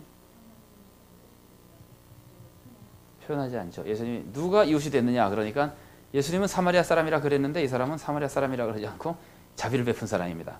사마리아인이 훌륭하다는 말 하기가 굉장히 싫다는 거죠. 적대감을 이 사람이 보여주고 있습니다. 또 이론적인 논쟁에 관심이 많은 사람이라고 볼 수 있습니다. 좀 좋지 않은 표현이긴 합니다만 어떻게 영생을 얻습니까? 그러니까 얘가 다 끝나고 예수님의 결론은 가서 그렇게 행해라 그랬더니 행하기에 앞서서 또다시 말싸움을 한번 더 해보자 하고 이제 덤벼드는 거거든요. 이론적인 논쟁을 그 신학자들의 빠지기 쉬운 함정이라고 볼 수 있죠. 강도 만난 사람은 두 가지 면에서 요 부분 강도 만난 사람에 대해서 어디 사람이라는 편이 전혀 없죠. 강도 만난 사람이 유대인이 사마리아인이라는 정체를 쓰지 않았다고 하는 것이 두 가지 각도에서 메시지가 있다고 볼 수 있는데요. 한 가지는 정체가 불분명하다고 하는 것은 이웃 사랑의 대상은 누구라도 해야 된다. 모든 사람에게 열려 있어야 된다는 것을 보여준다고 볼 수 있고요. 그럼에도 불구하고 독자가 이 글을 읽을 때 다른 사람들에 대해서는 예수님께서 얘기하지 않다가 하필이면 이 사람은 사마리아인이라고 한 사람을 딱 명시했잖아요. 그랬다면 명시하지 않은 사람은 어떤 사람이냐 하는 거에 대해서 사람들이 생각을 해보게 되거든요. 그래서 그 틈을 만일에 독자가 메우게 된다면은 이 분위기로 볼 때 지역이 유대 지역이고 청중이 유대인이고 사마리아인이라고 명시하지 않고 하는 이런 것들을 볼 때 강도 만난 사람은 유대인처럼 보이게 된다는 겁니다. 독자의 눈에. 그러면은 유대인으로 보기 때문에 나타나는 그 적대 관계를 극복하는 모습을 통해서 결국은 두 가지 메시지가 비슷해지는데 명시하지 않으면서도 유대인으로 생각되는 그 모습이 우리들에게 원수도 사랑해야 된다는 메시지나 누구라도 제한하면 안 된다는 이미지를 이제 같이 보여준다고 볼 수 있습니다. 강도 만난 사람에게서 특별히 중요한 것 중에 하나는 이 사람이 거반 죽었다고 되어 있죠. 그러니까 죽어가고 있다고 하는 모습. 그러니까 그 도움이 아주 절실한 이 사람이 혼자 어떻게 해볼 수 있는 사람이 아니고 남이 꼭 도와야 된다고 하는 도움이 절실하다고 하는 것이 중요한 역할을 합니다. 그래서 결국은 우리가 그 양과 염소의 비유에서도 살펴봤지만요. 이웃사랑이라고 하는 것이 도움이 필요한 사람을 해야 되는 거죠. 그죠? 어려운 사람. 그런 것과 비슷한 메시지가 이 강도 만난 사람의 모습 속에 그 메시지가 포함되도록 되어 있습니다. 그리고 이제 이 사람이 그만큼 긴박한 상황이기 때문에 다른 모든 것들이 어떤 행동도 정당화되지 못하고 다 정죄받게 되는 겁니다. 이렇게 도움이 필요한 사람을 두고 딴짓한 것은 어떠한 이유로도 정당화될 수 없다. 그래서 이 사람의 그 어려운 모습이 비유를 이해하는데 스토리가 전개되는 데는 중요한 모습이라고 볼 수 있습니다. 제사장의 모습은 아까도 제가 말씀드린 대로 제사를 집례하는 일이나 가르치는 데 많이 쓰고 있고, 지금 분위기로 보면은 종교 의식에 참여하다가 내려온 사람일 가능성이 제일 많고, 분위기가. 근데 한 가지 조금 우습다 그럴까요? 제사장이 그냥 지나갔잖아요. 그러면은 청중이 어떻게 생각할 것 같아요? 제사장이 내려오다가 보고 피해 지나갔다 그러면 청중이 그럴 수가 있을까 막 그러지 않고요. 그럴 줄 알았다 그런데요. 제사장들이 그 당시에 그렇게 그 사람들로부터 신뢰를 받지 못했대요. 그러니까 별로 놀라지 않았을 것이다. 그만큼 제사장들에 대한 일반적인 이미지가 별로 안 좋았다고 그럽니다. 이제 혹 어떤 분들은 제사장은 정결법과 관련이 있어가지고 시체를 만질 수 없고 뭐 이렇기 때문에 하지 않은 것으로 볼 수 있지 않냐라고 하는데, 이게 제사장이 자기 입으로 변명할 수는 있을지 몰라도 그 당시 법이나 관습으로 볼 때 타당성이 별로 없습니다. 그 당시에 유대법은 제사장이라 하더라도 다시 말하면 장사해 줄 사람이 없는 시체를 만나면 제사장도 장사를 해주는 것이 옳은 일이라고 그 당시 관습으로 되어 있었다고 합니다. 그러니까 정결법으로는 변명도 되지 않을 뿐만 아니라 옳은 일이 옳게 해석할 수 있는 방법이 없고요. 변명할 수가 없고요. 거꾸로 얘기하면은 정결법보다도 사람을 살리는 것이 더 중요하다는 것을 이 사건도 이제 암시해주고 있다고 볼 수 있습니다. 거기에 덧붙여서 한 가지 말씀드리면은 종교의식법하고 도덕법하고의 관계에 대해서 우리 한번 잠깐 생각해 본 적 있으시죠? 종교의식을 지키는 것보다 올바르게 사는 것, 아니면 사랑을 베풀면서 사는 것이 구약성경이고 신약성경이고 그 두 가지 중에서 항상 그게 더 중요하다고 가르쳐주는 성경의 기본 가르침이거든요. 그러니까 사람이 율법을 그렇게 만약에 구분을 한다면은, 구분하는 게 썩 좋은 방법은 아니지만 편의상 종교의식법하고 도덕법이나 윤리법을 이렇게 구분하는 경우가 있거든요. 구분을 한다면은 신앙인들은 예수를 믿는 순간 이 두 가지를 다 해야 됩니다. 예배도 참석해야 되고 기도도 해야 되고 성경도 읽고 해야 되잖아요. 그러면서 동시에 거짓말도 하지 말아야 되고 이웃도 사랑해야 되고 그렇게 살아야 되잖아요. 윤리도덕법과 종교의식법을 다 지켜야 됩니다. 세례도 받아야 되고 성찬식도 참석해야 되고 다 해야 되는데, 둘 중에 어느 게 더 중요하냐 그러면은 도덕법이라는 거예요. 이 사건도 그걸 보여주지만은요, 도덕법이 더 중요하다고 하는 것은 뭐 구약 성경에서 계속해서 얘기했던 것이고, 예수님마저도 마태복음 23장 23절에서 제가 한두 번 말씀드렸던 것 같은데요. 뭐 너희가 뭐 채소와 회양과 뭐 근처제 순서는 틀린지 모르겠습니다. 박하와 뭐 이렇게 11조는 드리지만 율법에 더 중한 바 의와 인과 신은 버렸도다. 그러면서 율법에 더 중한 것은 이거라고 가르치거든요. 아모스나 호세아나 예레미야나 뭐 이런 사람들은 말할 것도 없고요. 사무엘도 순종이 제사보다 낫다고 하는 것들이 다 그거거든요. 나는 제사보다 인애를 원한다고 하는 것도 그거고, 아모스가 제사하고 뭐고 다 집어치워라. 오히려 나가서 공법을 물같이 뭐 정의를 하수같이 흘릴 줄 아는 다 그런 뜻이거든요. 근데 그런 정신에서 이것도 정결법이나 이런 것보다 이웃을 사랑하는 하나님 원하시는 삶이 더 중요하다고 하는 것을 그 안에 내포하고 있습니다.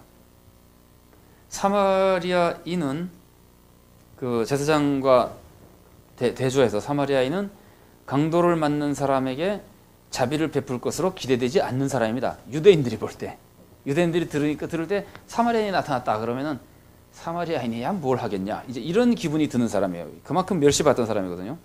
그런데 이제 사마리아인이 나타나서 오히려 철저하게 사랑의 모습을 아까 우리가 살펴본 대로 보여주고, 심지어 경비까지도, 나중 경비까지 다 갚겠다. 그 다음에 이 사마리아인이 돈 있죠, 그죠? 우리는 결과적으로 알긴 하지만 2데나리온이 있고 뭐 나머지 돈이 있는지 없는지 모르겠습니다. 장사하기 위해서 그냥 가지고 가는 것인지, 어차피 올 때 갚아주겠다고 하는 거면 물건이 있든지 돈이 있든지 뭔가 있는 거죠. 거기다가 짐승도 있고 그러면은 강도들이 굉장히 좋은 표적이 되는 거죠. 그렇게 놓고 보면은 그럼에도 불구하고 이 사마리아인이 가서 거기서 이제 어른거리면서 그걸 다 돌봐주고 있었다고 하는 것은 위험을 감수했다라고 예를 들면 볼 수 있습니다. 그 다음에 사마리아인이 여관 주인 보고 돌봐줘라. 돈이 더 들면 내가 올 때 갚겠다. 그러면은 그 분위기로 여관 주인이 하겠어요, 안 하겠어요? 만일에 이 사람이 계속해서 2데나리온 다 쓰고도 모자라면은 여관 주인이 쫓아내겠습니까? 계속해서 돌봐주겠습니까? 분위기가 돌봐줄 것 같죠? 사마리아인이 자신만만하게 얘기하는 거 보면은. 이거는 거꾸로 얘기하면은 이 사마리아인이 최소한 여관 주인에게는 신용 있는 사람이다. 이런 그 인격적으로 그런 그 신뢰감이 가는 사람이라는 이미지를 우리들에게 알려줍니다. 그 다음에 아까도 제가 사마리아 오경 얘기를 했지만요. 사마리아 오경을 알고 있는 사람은 이웃사랑에서 배우는 거거든요. 그러니까 이 사마리아인도 이웃사랑을 배운 사람이에요. 제사장도 배운 사람이고 레위인도 배운 사람이고. 근데 굳이 따지자면은 이 사람들은 더 잘 배우고 가르치고 하는 사람이고 이 사람은 좀 좋지 않은 종교에서 그냥 배운 사람이고 이제 이런 차이가 있는 겁니다. 그런데 이쪽 사람은 많이 알고 행하지 않은 사람이고 이 사람은 그거에 비하면 훨씬 못하지만 배운 것을 행하는 사람이고 이런 차이로서의 대조를 보여준다고 볼 수 있습니다.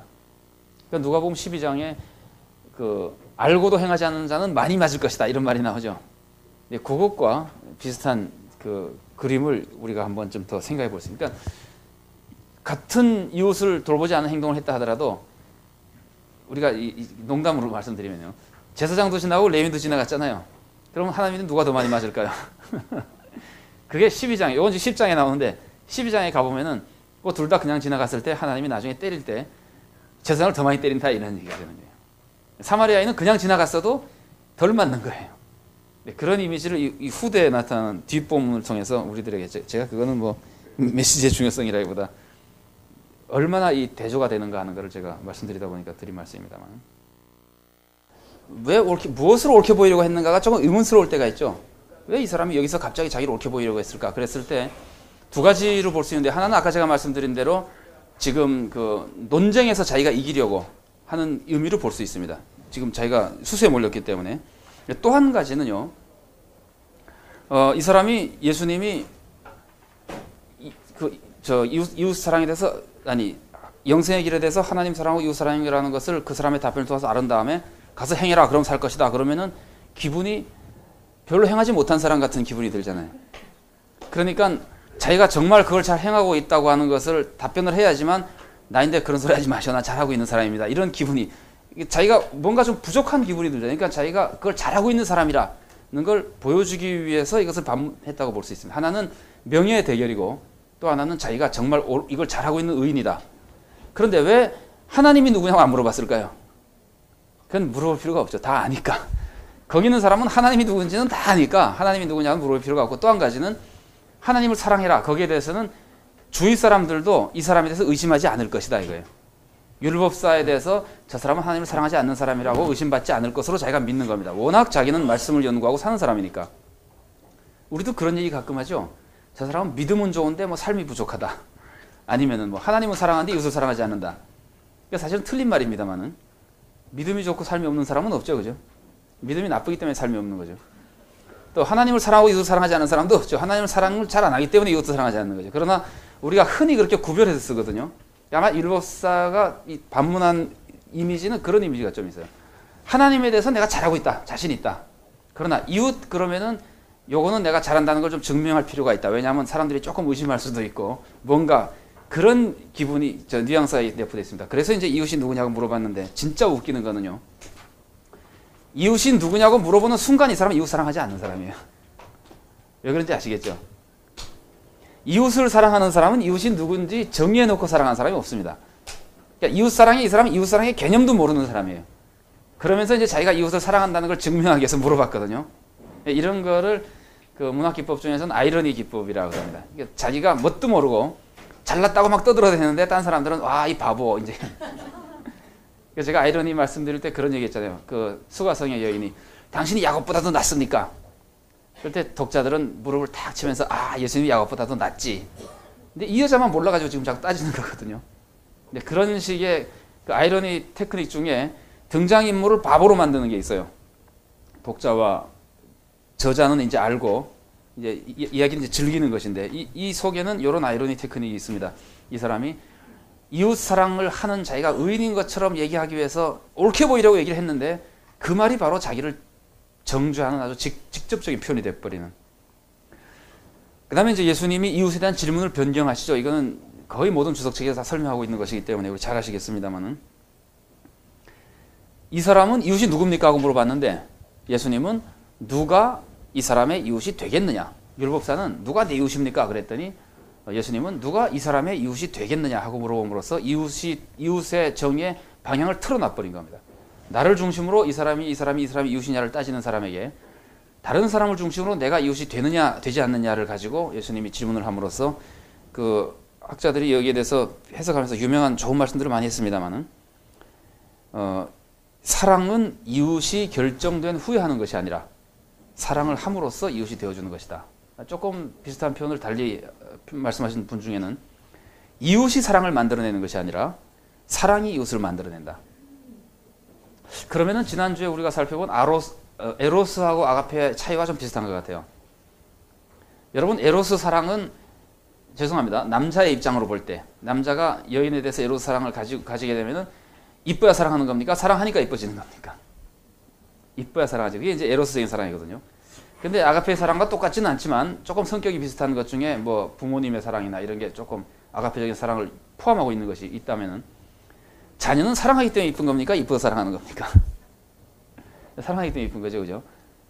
그런 거를 보면은 조금 이렇게 그 유사성을 우리가 볼 수 있습니다만, 이 사람은 이웃 사랑에 대해서 아주 결정적인 오해를 하고 있고, 예수님은 이웃은 이렇게 사랑하는 것이라는 답변을 주기 전에 먼저 이웃 사랑은 바로 성격상 이런 것이다. 사랑으로 이웃을 계속해서 만들어내는 것이지, 이웃이 정의된 다음에 내 이웃이니까 사랑한다, 그거는 전혀 사랑이 아니라는 것을 예수님께서 이 질문 속에 알려주고 계십니다.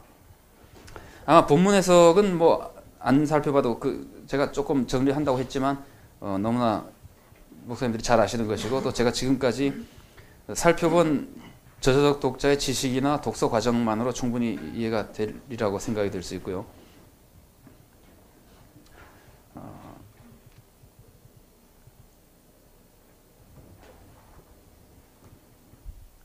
그 이웃사랑의 참된 모습 중에서 그것만 한번 조금 더 정리하고 넘어가면요, 이 선한 사마리아인의 모습을 예수님이 자세히 그림으로써 이웃사랑의, 아니면 사랑의 그 본질적인 모습을 보여주는데, 아까 말씀드린 대로 구조 자체가 보여주는 것이 감정이 강조되고 하나의 행동이 강조되죠, 그죠? 그래서 이 사랑은 그 마음에서부터 출발해서 행동까지 가는 것. 그러니까 마음만 있는 것도 사랑이 아니고 행동만 있는 것도 사랑이 아니고, 만일에 둘 중에 하나만 있다면 어느 게 더 좋을까요? 이게 질문이 좀 너무 괴로운 질문이죠. 하나만 있는다는 것이 사실은 불가능하지만 하나만 있는 것이라면은 행동이 더 좋을지 모르겠습니다. 왜냐하면 행동은 나야 어찌됐든 실제로 그 사람에게는 도움이 되는 거니까요. 그래서 우리는 가끔 행동을 하는 것을 더 훌륭한 사랑이라고 생각하긴 하는데, 근데 그거는 성숙한 사랑은 아닙니다. 그 마음까지 있어야지, 마음에서부터 출발하는 것이야지 참사랑이라고 볼 수 있습니다. 그래서 제가 말씀을 드렸는지 모르겠습니다만, 그 원수를 사랑하라, 그게 논리적으로 말이 안 되는 말이라 그랬잖아요. 원수를 사랑하라. 원수는 사랑하지 않고 있으니까 원수고, 사랑하면 이미 원수가 아닌 것이지 어떻게 원수를 사랑하느냐. 그건 예수님이 표현 방법으로 쓰신 거죠. 원수밖에 되지 않는 사람이라 하더라도, 그러니까 남들이 보기에는 원수지만 나는 이미 원수가 아닌 것으로 사랑이 되는 것이지, 원수인데 사랑하는 건 없습니다. 그래서 누가 그러더라고요. 그거는 밉지만 사랑하라는 것이냐. 밉지만 사랑해라. 그거 좀 이상하죠. 밉지만 사랑해. 미운 것은 성숙한 사랑은 아닙니다. 밉지만 사랑의 행동을 할 수는 있습니다. 밉지만 도와줄 수 있고, 정말 그 사람이 잘 안 되기를 더 속으로는 원하지만 하나님을 생각해서 잘해줄 수 있고 뭐 그럴 수 있습니다. 그것도 굉장히 훌륭한 거죠. 그것만으로도 참 대단히 훌륭한 거예요. 그러나 진짜 사랑이라고 하는 것은 미움까지도 이미 없어진 상태에서, 다 미워할 수밖에 없는 형편이지만 미움까지도 없어진 상태에서, 예수님의 사랑을 생각하면 그렇죠. 예수님이 십자가에서 달려 죽으실 때 아버지여 저들의 죄를 용서하시옵소서 그럴 때 미워 죽겠지만 내가 하나님 아들로서 차마 그럴 수는 없고 체면상 아버지 저들을 용서해 주소서 그러지는 않았을 거 아니에요. 예수님은 진심으로 불쌍하게 생각하고 하는 거거든요. 그러니까 이 그 감정에서부터 할 수 있는. 그리고 그 불쌍히 여긴다고 하는 거는 스플랑크니조마이 혹은 스플랑크논 해가지고 이 명사는 사실은 이게 내장을 가리키는 단어입니다. 그래서 민망히 여긴다고 하거나 불쌍히 여긴다고 할 때 아주 속에서부터 우러나오는 참된 그 감정을 얘기한 피상적인 것이 아니고, 그 다음에 보여주는 사랑의 모습은 상대방의 형편을 자신의 형편처럼 느껴가지고 유익을 위해, 그 사람의 유익을 위해서 행동하는 것이 선한 사마리아인이 보여주는 이제 사랑의 모습인데요. 이 사람이 위험까지 감수하면서, 자기는 지금 강도의 아주 좋은 표적이거든요. 위험까지 감수하면서 돌봐주고 있었다고 하는 것을 볼 때 자기의 안전을 추구하던, 영적으로든 육적으로든 안전을 추구했음에 틀림없습니다. 이 제사장이나 레위인은 아마 영적인 안전을 추구했을 수도 있고, 아까 뭐 정결이나 이런 걸 통해서라도, 그러나 안전을 추구하는 사람과 대조된다고 볼 수 있고요. 이웃사랑은 아까도 말씀드렸습니다만 그 사람이 잘 될 때까지 항상 대상을 중심으로 하는 사랑이기 때문에요. 문맥과의 관계에 대해서 한두 가지 말씀을 드리면은 10장 17절부터 24절, 아까 우리가 배경으로 말씀드릴 때 예수님이 그 하나님을 아신다고도 말씀하셨지만 너희들이 내가 지금 가지고 온 구원을 보고 있기 때문에 행복하다는 말씀하셨거든요. 그래서 예수님이 가져오신 구원을 얘기를 하셨기 때문에 여기서 지금 인간의 행동이 구원과 관련된다는 말을 해도 조화가 이루어지는 겁니다. 그러니까 순수하게 이웃을 돌보는 것으로 구원받는다는 말이 아니고, 그 앞에서 예수님으로 온 구원을 강조했었고, 또 그 다음에 그 두 가지 사랑을 얘기하면서 하나님을 사랑하는 것에 대해서 얘기했었고, 또 그 나중에 영생에게를 얘기할 때 모든 것을 팔아서 가난한 사람들을 주고 너는 나를 좇으라. 그게 두 가지 모습인 것 같아요. 재산으로 남을 도와주는 것은 이웃사랑에 속하고, 예수님을 쫓는 것은 하나님 사랑의 부분을 그런 표현으로 했다고 볼 수 있습니다. 그러면은 하나님 사랑과 이웃사랑이 계속해서 나오는 거거든요. 그래서 세상에서 단순히 이웃사랑만 가지고 구원에 이르는 것이 아니다. 그것이 모든 것은 아니다. 그것이 굉장히 중요한 요소지만 이런 그 보완 역할을 해줄 수 있는데요. 그 보완을 어쩌면은 그 가장 강렬하게 해주는 것이 바로 뒤에 나오는 마르다 마리아 이야기라고 볼 수 있습니다. 누군가가 선한 사마리아인의 비유를 읽고 제사장 뭐 성전에서 기도 뭐 100년 하면 뭐하냐, 어려운 사람 도와주지 않는 사람 그거 다 지옥 간다, 나쁜 놈, 그러면서 이제 제사 드리고 예배 드리는 걸 중요하지 않게 해석을 했을 경우에 그 본문을 읽고 이제 결심하기를 어려운 사람들을 돕는 것이 신앙생활에 가장 중요한 것이다. 그래서 그게 중요하긴 하지만 거기에 치우쳐 버렸을 때 마르다 마리아 사건을 읽으면 어떻게 해석이 되냐면요, 여기서 지금 예수님을 선한 사마리아인처럼 도와주는 사람은 누굽니까? 마르다하고 마리아 중에서 예수님 피곤한 분이에요. 배고픈 분이고, 그런데 그 마을에 들어왔을 때 집으로 모셔다가 쉬게 하고 음식 대접해 주는 사람이 선한 사마리아인 같은 사람이잖아요. 마리아는 뭐예요? 더 피곤하게 만들지. 피곤해 죽겠네, 좀 쉬시라 그러지. 앞에 앉아서 얘기 듣고. 그러나 예수님은 그것이 더 좋다 이거예요. 왜냐하면 사랑은 상대방에게 도움이 되는 걸, 상대방이 즐거워하는 것, 상대방이 원하는 걸 해드리는 거예요. 그러니까 예수님은 밥 한 끼 먹는 것보다 누군가가 이 복음의 말씀을 듣고 변화되고 하는 걸 더 원하시는 거예요. 그거 하러 오셨고. 그러니까 마리아는 예수님을 피곤하게 만들지만 실제로 예수님을 더 행복하게 만드는 사람이고, 마르다는 예수님에 대해서 나쁠 건 없습니다. 그러나 선한 사마리아인에 비유해서 봤던 가치관이 약간 흔들려 버리잖아요. 피곤한 사람 밥 해주는, 그리고 대접해 주는데도 예수님은 그것보다 말씀 듣는 걸 더 좋다고 얘기하심으로써 선한 사마리아인에 비유해서 자칫 치우칠 수 있는 것을 딱 제자리로 돌아오게끔 만들어주는 보완 역할을 함으로써 이게 균형을 잡아가지고 이 메시지를 보완해 주는 겁니다. 그래서 항상 신앙생활이 균형 잡힌 신앙생활을 할 수 있도록 이제 이 본문이 도와주고 있다고 생각할 수 있습니다. 적용 부분은 그냥 한번 읽어봐 주시고요. 제가 적용 부분에서 그냥 이해를 한 가지만 말씀드려보면요. 저는 이제 교회에서 청년들 지도를 좀 많이 했습니다. 이제는 너무 세대 차가 나서 못하고 있습니다만, 청년들 교육 목사를 하면서 청년들 지도를 많이 했었는데, 한 번은 조금 그 생각을 하고 좀 충격을 받은 적이 있어요.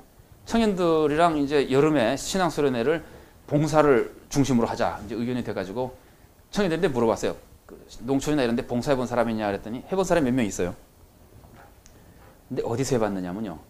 다 학교 동아리에서 해봤지 교회 청년에서 해본 사람이 없더라고요. 그때는. 미안합니다. 이게 벌써 10년도 더 전인데. 그래서 상당히 마음이 안 좋았었어요. 아팠었어요. 아, 이게 지금 어려운 사람들을 돕는 데 앞장서는 것이 특히 대단히 미안합니다. 특히 그때 그 동아리 중에서 농촌 봉사를 많이 나간 동아리들은 그 좀 이렇게 과격하거나 더 나쁘게 말하면 무신론적인 것까지 있는 사람들이 더 많이 했거든요. 그래서 상당히 그 반성할 점이 있겠다 하는 생각을 해본 적이 있어요. 이게 우리가 뭐 맨날 선한 사마리아의 비유 얘기는 하지만 선한 사마리아의 비유에 나오는 제사장으로서 우리가 계속 살고 있는 것이 아닌가. 제가 뭐 그렇게까지 교회를 함부로 비판해서는 안 되겠지만 현실적으로 교회 청년들이 정말 이웃을 사랑하는 경험을 요즘에는 교회에서 훨씬 많이 합니다. 그때보다 80년대 제가 지금 말씀을 드리는 건데요. 지금은 훨씬 더 많이 하는 것 같긴 합니다만은 그런 문제에 대해서 현실적으로 좀 고민해 봐야 될 모습이 아닌가 하는 생각을 해보게 됩니다. 자, 어리석은 부자의 비유에 대해서 조금 서둘러서 조금 나눠보겠습니다. 이 비유의 위치는 아까 말씀드렸던 여행 이야기 중에 여기도 나오고요. 앞문단 중에서 그 앞에 나오는 말씀들 중에서 탐욕이나 염려로 하나님 뜻대로 살지 못한다고 하는 것이 씨 뿌리는 자의 비유에서 나와요. 씨 뿌리는 자의 비유에 보면은 이생의 염려와 뭐 재리의 유혹과 이런 말씀 나오죠. 그것 때문에 열매를 못 맺거든요. 그런 것들이 여기에 해당 이제 내부 지식이 될 수 있고요. 그 다음에 영생의 길은 하나님과 이웃을 사랑하는 것이라고 하는 선한 사마리아인의 비유가 이 비유, 어리석은 부자의 비유를 읽기에 내부 지식입니다. 그러니까 이미 우리는 영생을 얻으려면 이웃을 사랑해야 된다는 걸 알고 있는 거예요. 알고 어리석은 부자의 비유를 읽는 거예요. 그러니까 훨씬 쉽게 어리석은 부자의 비유에서 메시지를 발견할 수 있습니다. 그 다음에 그 바리새인들의 위선과 탐욕에 대한 경책이 11장 후에 나오는데요. 굉장히 예수님께서 그 신랄하게 바리새인들을 비판하신 적이 있습니다. 너희들은 그냥 탐욕이 가득한 사람이고 어리석은 사람들이고 이러면서 막 꾸짖으셨어요. 그리고 11장 마지막에 그렇게 꾸짖고 12장 앞에 제자들의 사명에 대한 교훈, 그 어려운 일이 있어도 담대하게 복음을 전해야 된다는 것을 중심으로 한 교훈이 나온 다음에 그 다음에 어리석은 부자의 비유가 나오는데 이 어리석은 부자의 비유는 사실은 짧습니다만은 이 전후 문맥이 합쳐서 큰 하나의 문단을 형성하기 때문에 제가 여기는 문단을 좀 길게 잡아놨습니다. 조금 이따가 관계를 좀 살펴보기로 하고요. 이 우리가 살펴보려고 하는 본문 다음에는 종말을 예비하는 그 종의 자세, 그러니까 주인을 기다리는 종의 비유를 중심으로 해서 종말을 예비하는 자세를 가르쳐 주시는데 그게 이제 깨어 있는 것이고 양식을 나눠주는 것이고 자기 직분을 잘 감당하고 있다가 마지막 때에 구원을 받을 수 있다. 이제 이런 얘기를 강조함으로써 그 항상 우리는 종말을 대비하는 삶을 살려면은 맡은 사명을 잘 감당해야 된다는 것. 이것이 어리석은 부자의 비유에서도 금방 그 사람이 자기 마음대로 살려고 그러다가 개인적인 종말을 맞아버리잖아요. 죽어버리잖아요. 그래서 예비하지 못한 모습이 되기 때문에 그 대조가 되기도 하고요. 또 양식을 동료들에게 나눠준다는 말도 어리석은 부자의 비유와 상당히 많이 그 연결되는 메시지를 가지고 있습니다. 왜냐하면 이 사람은 양식을 혼자 먹겠다고 그러잖아요. 그런 것들이 좀 이제 연결되면서 그 문맥으로서 메시지를 강화시켜주는 역할을 합니다. 비유의 구조를 보면은요, 그 교차 대칭이 여러 개가 나오죠. 여러 개가 나옵니다. 13절부터 34절 전체를 놓고 보면은 앞부분은 탐심을 물리쳐야 된다 그러고요. 뒷부분은 염려를 하지 말아야 된다 그러고. 그러면서 염려를 하지 말고 하나님 나라를 구해라 그랬는데 그 바로 다음에 나오는 것은 하나님 나라를 주실 것이다. 그래서 하나님 나라라는 말을 통해서 서로 대응이 되고 그 다음에 탐심을 물리치고 하나님께 부여해야 된다는 말씀하고는 재물을 팔아서 구제해야 하늘에서 보화가 쌓인다고 하는 것을 통해서 서로 그 부여해진다는 것과 탐심을 물리치라는 것 그리고 뒤에 구조하라는 것들이 서로 대응이 돼서 전체적으로 교차 대칭 구조를 형성합니다. 그래서 하나의 큰 문단을 이룩합니다. 그 다음에 앞부분만 놓고 보면은 그 앞부분이라고 하는 것은 탐심을 물리치라는 문단, 그 문단만 놓고 보면은 이런 A, B, C, C, B, A-의 그 보면은 금방 그 대응되는 것이 보이죠, 그죠? 그림에서 이런 교차 대칭을 보여주고 그 다음에 22절부터 31절에서는 31절은 적용 결론이고요. 그 고문단에 22절부터 30절을 쭉 보면은 이런 교차대칭 모습이 나옵니다.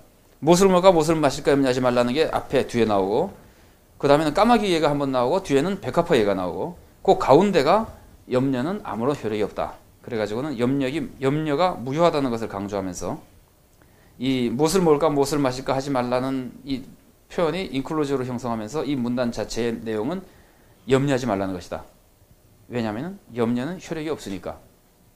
염려는 효력이 없는 것 정도가 아니고요, 역효과가 나죠. 그거는 이제 좀 있으면은 다른 그 아이러니를 통해서 본문이 알려주고 있습니다. 31절은 30절까지의 설명에 대한 그 같은 주제를 이으면서 하나님 나라를 구하라는 결론을 이루어주는 것이고, 32, 34절은 그 전체의 결론, 13절부터 34절 전체의 결론을 이루는 부분인데, 다시 ABA의 A-의 교차대칭 구조, 이 그림에서 보시는 것처럼 보여주면서 구제하라는 것을 강조해주고 있습니다. 그래서 이 문학기법으로는 이런 교차대칭과 인클루저가 여러 개 나타나 있고요. 대조법이 나타나는데, 부자는 지금 스스로 지혜롭게 행동하는 거죠. 이 부자는 아마 자기 속으로는 굉장히 자기가 잘났다고 생각할 거예요. 똑똑하다고. 이렇게 사실은 훌륭한 사람이에요. 이 사람이요. 그 가지고 있는 땅에서 많은 생산을 했었고, 그 다음에 그거 가지고 허랑방탕하게 쓰지 않고 딱 예금해두고, 그래가지고 장래를 딱 예비하고, 이 바보 같은 사람이 아니에요. 굉장히 훌륭하다기보다 똑똑한 사람이에요. 똑똑한 사람인데 하나님께서는 말씀하시기를 어리석은 사람아. 그것도 좋게 얘기하니까 어리석은 사람이죠. 이 바보야, 그런 뜻입니다. 예명성님 같은 경우는 fool 그렇게 부르거든요. 이 바보야. 그래서 그 부자가 스스롭게 지혜롭게 행동한 것과 하나님은 어리석다고 하는 것이 이제 대조되고, 이 사람이 여러 해 쓸 물건 남겨놨다 그랬는데 어떻게 되죠? 그날 밤에 죽어버리죠. 그거에 대한 대조, 여러 해 쓴다는 말하고 그날 밤, 오늘 밤이라는 대조. 부자가 자신은 누릴 것이라고, 미안합니다. 자신이 누릴 것이라고 생각했는데, 그거는 예수님은 누가 누리겠느냐, 누구 것이 되겠냐, 대조가 되고, 그 다음에는 세상에서 사람들이 세상 물질을 계속 구하는 장면이랑 예수님의 명령은 하나님의 나라를 구해라 하는 것, 이런 대조법들을 통해서 메시지를 강화시켜주고 있습니다. 그 저자적 독자의 지식에 대해서 조금 보면은요, 유산을 나누는 문제에 있어서 우리가 뭐 장자에게 2배 주고 이런 건 잘 아시는 얘기고요. 그 재밌는 거는 유산을 받아도 후손들이 나누지 않고 그 유산을 가지고 같이 사는 모습들도 제법 있었습니다. 그리고 시편 133편에 그 우리가 잘 아는 형제 동거 어찌 그리 아름다운 거 이 얘기 있죠. 그것도 그 모습하고 관계되는 것이라고 보는 학자들이 많이 있습니다. 그래서 그러니까 시편 133편을 찬양을 알고 있다면은 후손들도 그거 다 잘라 가지고 자기 딱 흩어져 살지 말고 그걸 가지고 같이 동거하며 살면 얼마나 좋으냐. 그래서 같이 사는 것이 좋다고 하는 그 상당히 이상적으로 생각하는 사람들이 있었어요. 머릿속으로는 그렇게 그게 더 좋다고 생각하는 사람들이 있는 사회였습니다. 그러나 그 나누게 되면은 법이 정한 대로 이제 아까 제가 말씀드린 것처럼 뭐 보통 장자는 2배 받고 나머지는 그렇게 해서 나눠 가지는데, 자녀 중에 한 사람이라도 우리 같이 사는 거 싫다, 나눠 가져야겠다 그러면은 나눠 줘야 된다고 돼 있습니다. 그러니까 만일에 누군가가 나눠 달라고 그러면 그건 합법적인 요구예요. 그리고 또 하나는 유산을 분배하는데 문제가 생기면은 랍비들이 그걸 조정해 줍니다. 그러니까 지금 예수님은 어떤 분이 되는 거예요? 예수님은 그 사람 눈에 랍비처럼 보이는 것이고, 이런 것은요, 명예와 수치의 상황 속에서는 이거는 명예를 부각시켜주는 도전입니다. 이런 거를 이제 긍정적 도전이라고 합니다. 이 얘기를 함으로써 높여주고 예수님이 몇 마디 딱딱 해주면은 예수님은 점점 이제 권위가 자리 잡혀가는 그런 분위기의 지문입니다. 그러니까 별로 이 사람으로서는 어떻게 보면은 예수님에 대해서 좋게 하는 것처럼 보여요. 그러나 이제 문제가 있습니다만, 재물 관리에 있어서 이것도 명예를 중요시하던 그 상황에서 지난번에 한번 말씀드렸던 것인데, 재물의 소유는 큰 명예가 되지 않습니다. 언제든지 재물을 얼마나 지혜롭게 사용했느냐로 그 사람에게 명예가 됩니다. 그래서 사람들은 항상 재물을 지혜롭게 사용하는 데 관심을 많이 가지고 있었습니다. 그래서 이제 많은 사람들이 공공의 편의를 위해서 재물을 사용하고, 특히 사람들이 굶주린 사람이 많다 그러면은 재물을 풀어줍니다. 이제 구제미라 그럴까, 우리말로 하면은 그런 걸로 이렇게 부자가 왜 창고에서 탁 꺼내서 막 나눠주고 그러면은 굉장한 명예를 얻게 되는 겁니다. 이제 그런 식으로 사는 것이고, 거꾸로 탐욕을 부리면은 아주 사회로부터 지탄을 받습니다. 이 비유를 이렇게 해석하시는 분도 있는데 저는 그렇게까지 해석할 필요가 없다고, 본문이 거의 암시하지 않는다고 생각하기 때문에 합니다만은, 이렇게 하는 분도 있어요. 이 사람이 재물을 쌓아놨잖아요. 재물을 쌓아놓은 게 왜 쌓아놨겠느냐? 본문은 그렇게 암시하지 않는데, 그 문화로 보면은 부자들이 보통 재물을 쌓아놓을 때 이런 마음으로 쌓아놓는 경향이 있어요. 요거 내가 풍년 들었으면 딴 사람은 어떻게 했어요? 딴 사람들도 풍년 들었을 가능성이 있겠죠, 그때는. 그러면 그 제한된 재물이라는 개념에서는요, 한때 풍년이 들면 다음에는 흉년이 든다는 이미지가 많이 있었습니다. 그러면 이 사람은 재물이 많을 때 지금 팔지 말고 쌓아놨다가 재물이 이제 흉년이 들거나 이럴 때 풀어가지고 내가 아주 엄청나게 돈을 벌어버리라. 이런 식의 탐욕이 포함되어 있지 않냐라고 이제 해석하는 분도 있어요. 저는 찬성하지는 않습니다. 그런데 그런 개념과 유사하게 연결해 본다면은, 사람들이 제일 싫어하는 것은 흉년 들었는데 쌀값 올리려고 묶어놓고 있는 사람. 그럴 때는 거의 폭동이 일어나다시피 합니다. 그래서 폭동이 일어난 적이 많다고 돼 있어요. 아니면은 쌀값이 비싸기 때문에 딴 데 갖다 파는 사람. 우리 동네에 지금 흉년에서 막 굶고 있는데 일본이 더 비싸다. 그럼 수출해 버린단 말이에요. 그러면은 폭동이 일어나는 겁니다. 그럴 수가 없다 이거죠. 그래서 이 부자에 대한 기대하는 어떤 사회적인 관습적인 기대가 있어요. 그거를 적당하게 하지 않으면은 명예를 다 잃어버리고 사람들로부터 이제 비난받는 것이 그 당시 재물 관리에 나타나는 모습 중에 하나입니다. 그리고 누가복음은 내부 지식을 통해서 재물 관리가 중요하다는 걸 아주 여러 번 얘기했습니다. 구제가 구원의 길이라는 것도 여러 번 얘기했고, 여기 제가 본문의 예를 몇 가지 들었으니까 그 본문 혹시 필요하시면 참고할 수 있고요. 탐심이라고 하는 것도요, 당대인들이 탐심을 굉장히 좋지 않은 부덕 중에 하나로 봤었는데, 거의 뭐 부덕의 1, 2위를 다투는 거였습니다. 이 탐심이라고 하는 것이, 탐욕이라고 하는 것이. 그래서 어떤 선생님 보고 저 선생은 탐욕스러운 분이다 그러면은, 탐욕스러운 사람이다 그러면은, 그거는 저 선생 가짜다 이런 뜻하고 통하는 말이에요. 그래서 누가복음 16장에 보면은 바리새인들은 돈을 사랑하는 자라. 지금 우리 문화도 그렇죠. 돈을 사랑하자 한다 그러면은 아직도 우리 정서의 대부분이라고까지 뭐, 그래도 많은 분들은 돈을 사랑한다 그러면은 교육자로서나 그 정말 사회 지도자로서는 문제가 있다고 생각하죠, 그죠? 요새는 너무 이제 솔직해지고 자본주의가 급격하게 발달하면서 신문에 이렇게 책 선전하는 거 보면 뭐 돈을 사랑한다고 하는 사람이 솔직하고 훌륭한 사람이라고 하는 세상이 다가오고 있긴 합니다만, 특히 이 당시에는요, 돈을 사랑한다, 욕심 있다고 하는 거는 아주 그 사람을 나쁘게 말하는 것들이었었어요.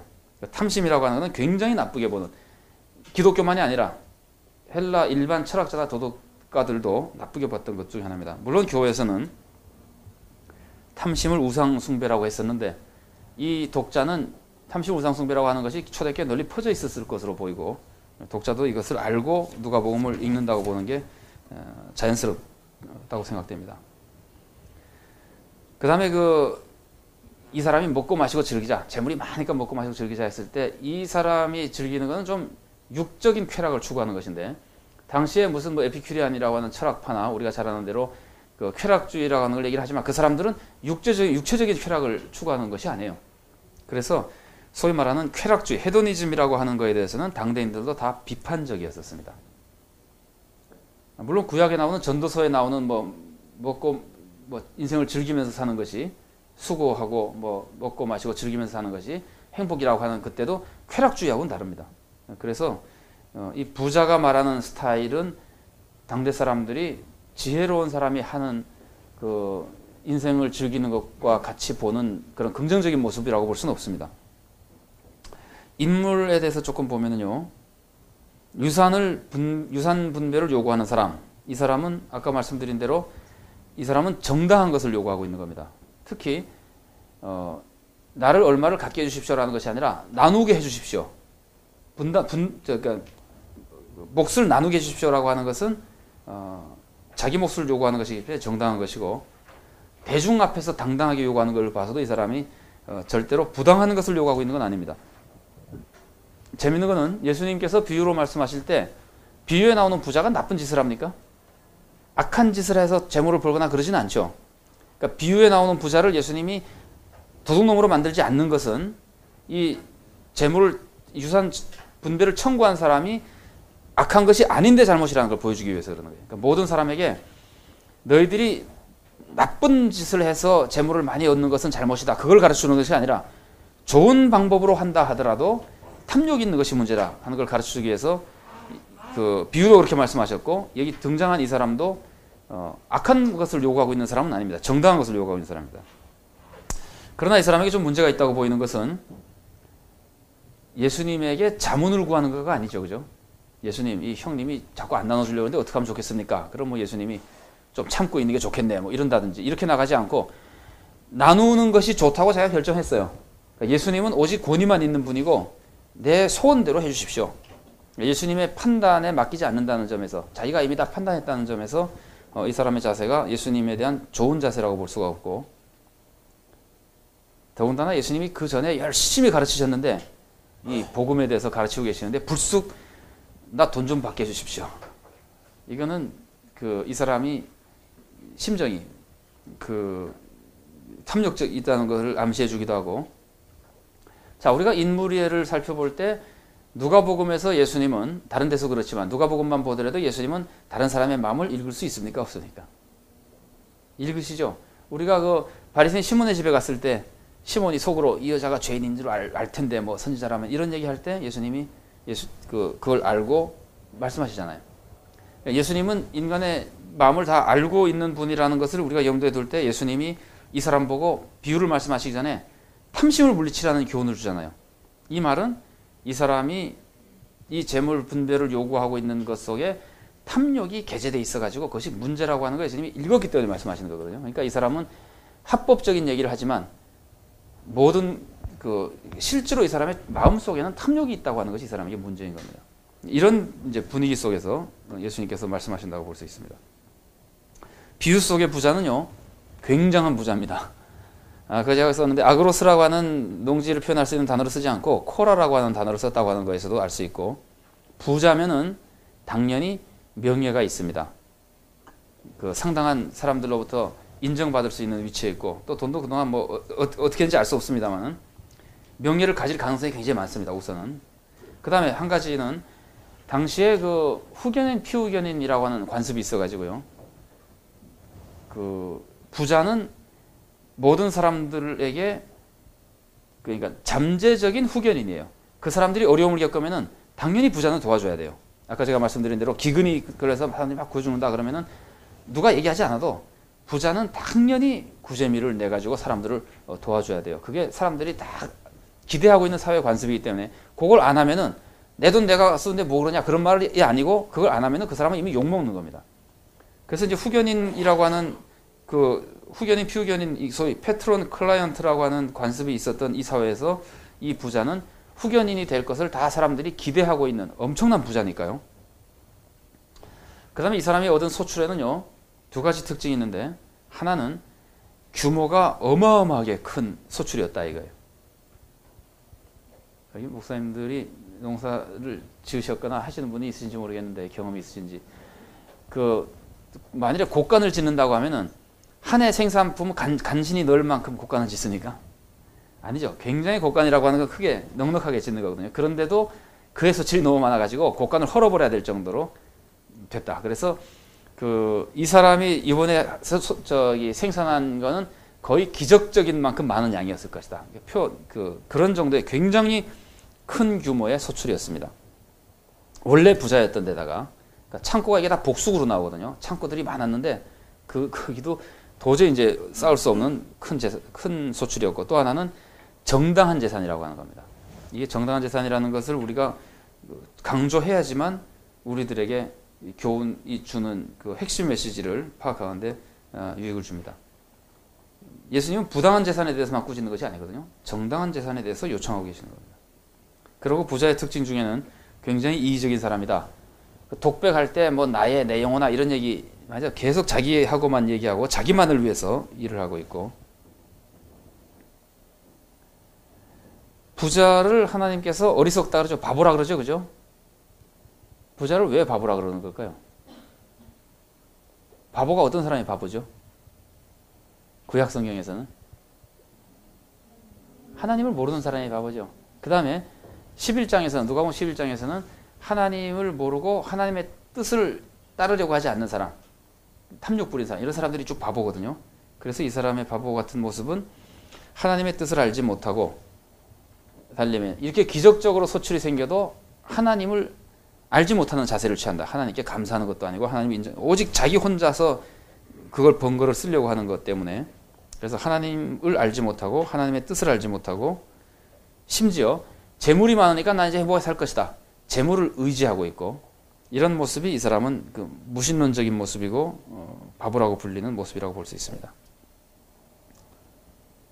그러나 우리가 좀 눈여겨봐야 될 것은 이 사람이 세상적으로는 굉장히 똑똑한 사람으로 나타난다는 거예요.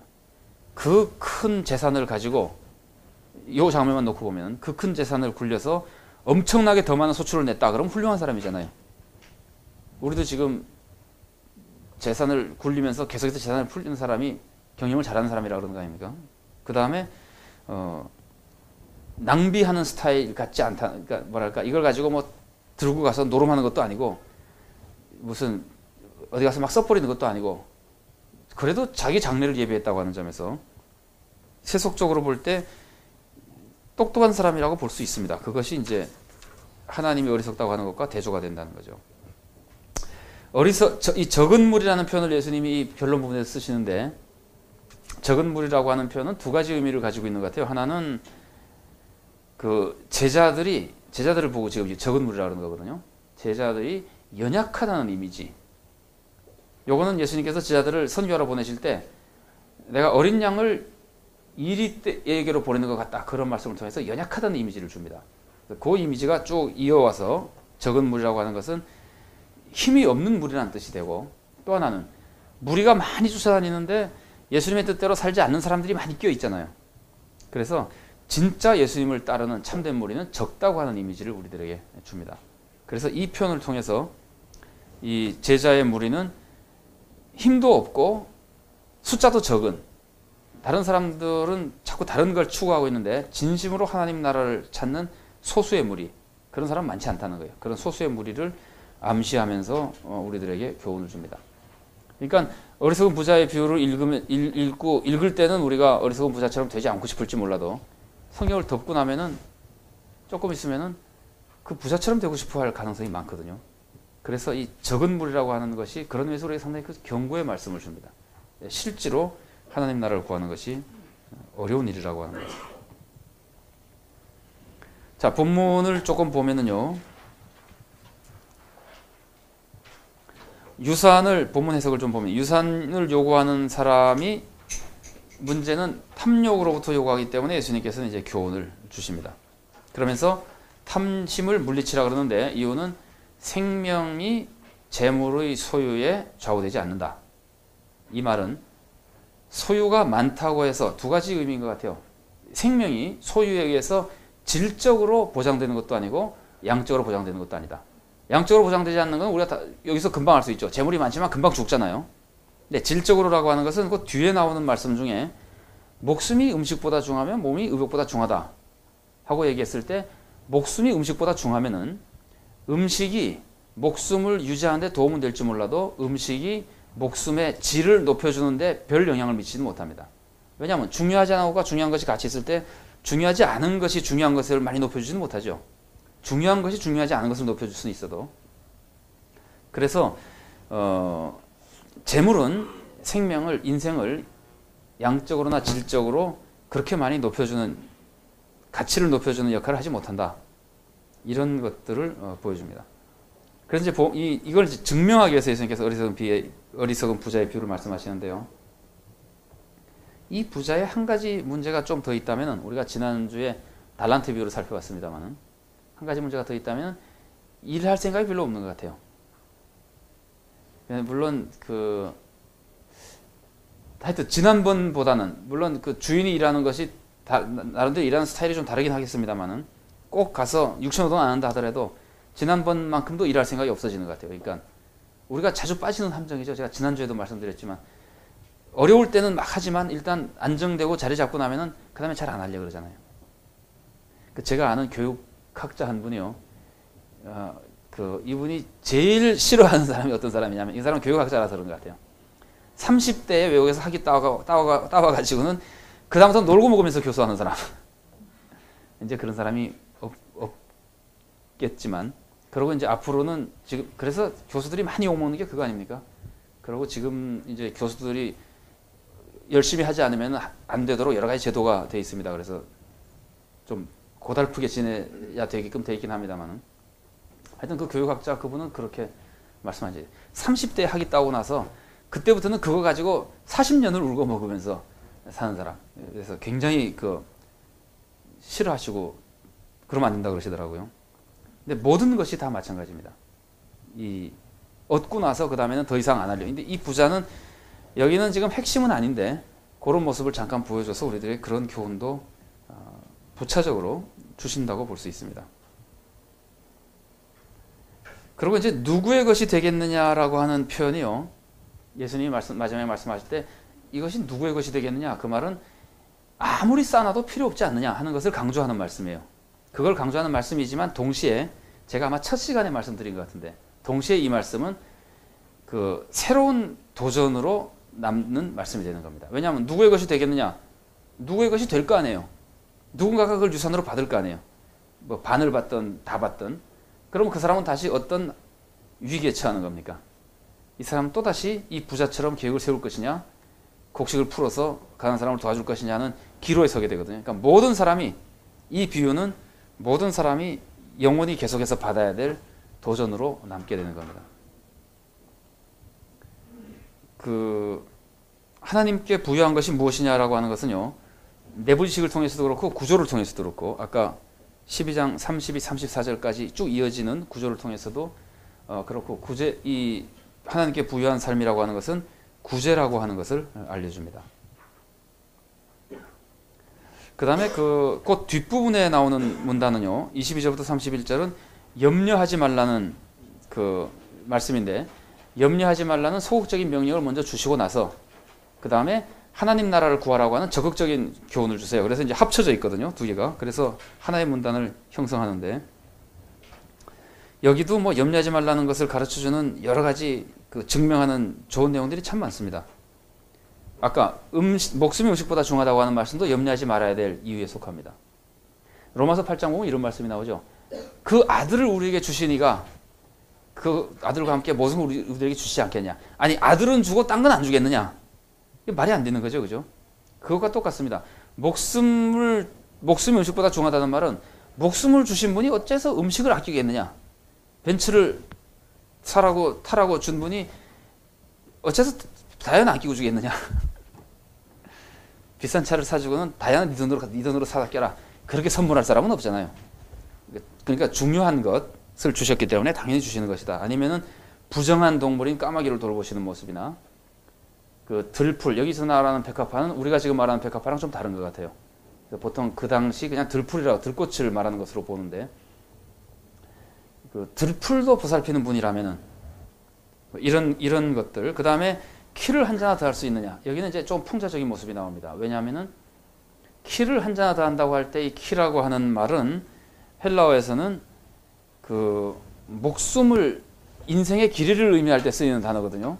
그래서 이 본문은 키라고 번역하는 것보다 목숨이라고 번역하는 것이 훨씬 좋다고 생각합니다. 이 문맥도 목숨이 음식보다 중하며 하는 것이 다 나와 있는 문맥인데다가 키를 한자 키우는 것은 어마어마한 일이잖아요. 사소한 일이 아니거든요. 그런데 이 문맥은 사소한 것을 못해야 돼요. 너희들이 그거로도 할 수 있느냐. 아무리 염려해도 네가 머리카락 하나 희거나 없게 할 수 있냐. 이런 식으로 아무리 염려해도 키를 1mm라도 키울 수 있냐. 이렇게 하면 말이 되지만, 키를 한 자나 키울 수 있냐. 이거 한 잔이 46cm입니다. 우리가 말하는 한 잔은 30.5cm인가 그렇잖아요. 그게 아니고, 키를 네가 염려하면 이렇게 키울 수 있느냐. 이 말은 문맥에 잘 안 맞아요. 그러니까 아주 사소한 것도 못하지 않느냐라는 뜻인데, 이것을 목숨이라고 볼 때 한 자는 상징적으로 아주 조금 그거거든요. 네가 염려하면 목숨을 조금이라도 늘릴 수 있냐 이런 뜻이거든요. 네가 염려하면 목숨을 1분이라도 늘릴 수 있냐 이런 뜻입니다. 근데 그게 왜 아이러니가 될까요? 왜 아이러니가 되냐면 염려하면 목숨이 줄어듭니까? 늘어납니까? 그 이제 집회서에 나오거든요. 염려하면 빨리 죽는다 이건데 예수님이 이제 이제 그 아주 재밌는 아이러니를 얘기하는 거죠. 네가 염려하면 좀 오래 더 사느냐? 속으로 예수님이 빨리 죽잖아 이놈들아 이런 얘기를 하는 거예요. 그러니까 얼마나 이게 지금 그 염려가 불필요한 건가 하는 거에 대한 교훈을 주신다고 볼 수 있습니다. 그런데 재밌는 거는요. 음식이 시시한 문제입니까? 중요한 문제죠. 특히 그 당시 사람들이 막 굶주리던 사람이잖아요. 내일 먹을 것이 없던 사람들이 음식이 중요한 문제잖아요. 그러니까 여기서는 어떤 해석법이 등장하냐면은 포티오리라고 하는 우리나라 말로 번역할 때 하물며 더라고 하는 거예요. 그래서 이런 뜻이 됩니다. 음식을 예수님께서 아주 시시하게 보는데 지금 그 사람들에게는 중요한 거 아니에요. 그러니까 예수님이 시시하게 보는 이유는 음식같이 중요한 것도 우리가 염려할 필요가 없다. 그건 뭘 의미하는 거죠? 다른 거는 더 염려할 필요가 없다. 이런 식의 그 하물며 더 용법을 통해서 염려가 불필요하다는 것들을 쭉 가르쳐 주십니다. 그 문맥에 대해서만 제가 한두 마디 말씀을 드리고 아마 정리를 해야 될 것 같습니다. 왜냐하면 이 문맥이 이 본문을 해석하는데 귀중한 영향을 몇 가지 미치는 것 같아요. 12장 1절부터 12절은요. 제자의 사명을 얘기하는데 제자의 사명을 얘기한다는 점에서는 재물을 잘 사용하는 것이 우리의 사명이죠.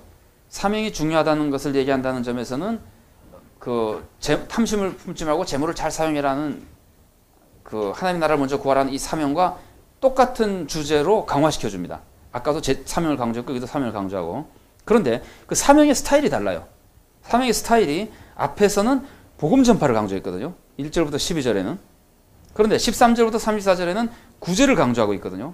그래서 사명이 우리가 이것도 똑같습니다. 아까 선한 사마리아인의 비유처럼 구제를 강조하는 비유를 읽으면서 야 구제를 해야지 천국 가는구나. 구제가 참 중요한 신앙생활이구나 하고 구제를 막 강조할 때 바로 그 앞에서 예방주사를 놨다는 거예요.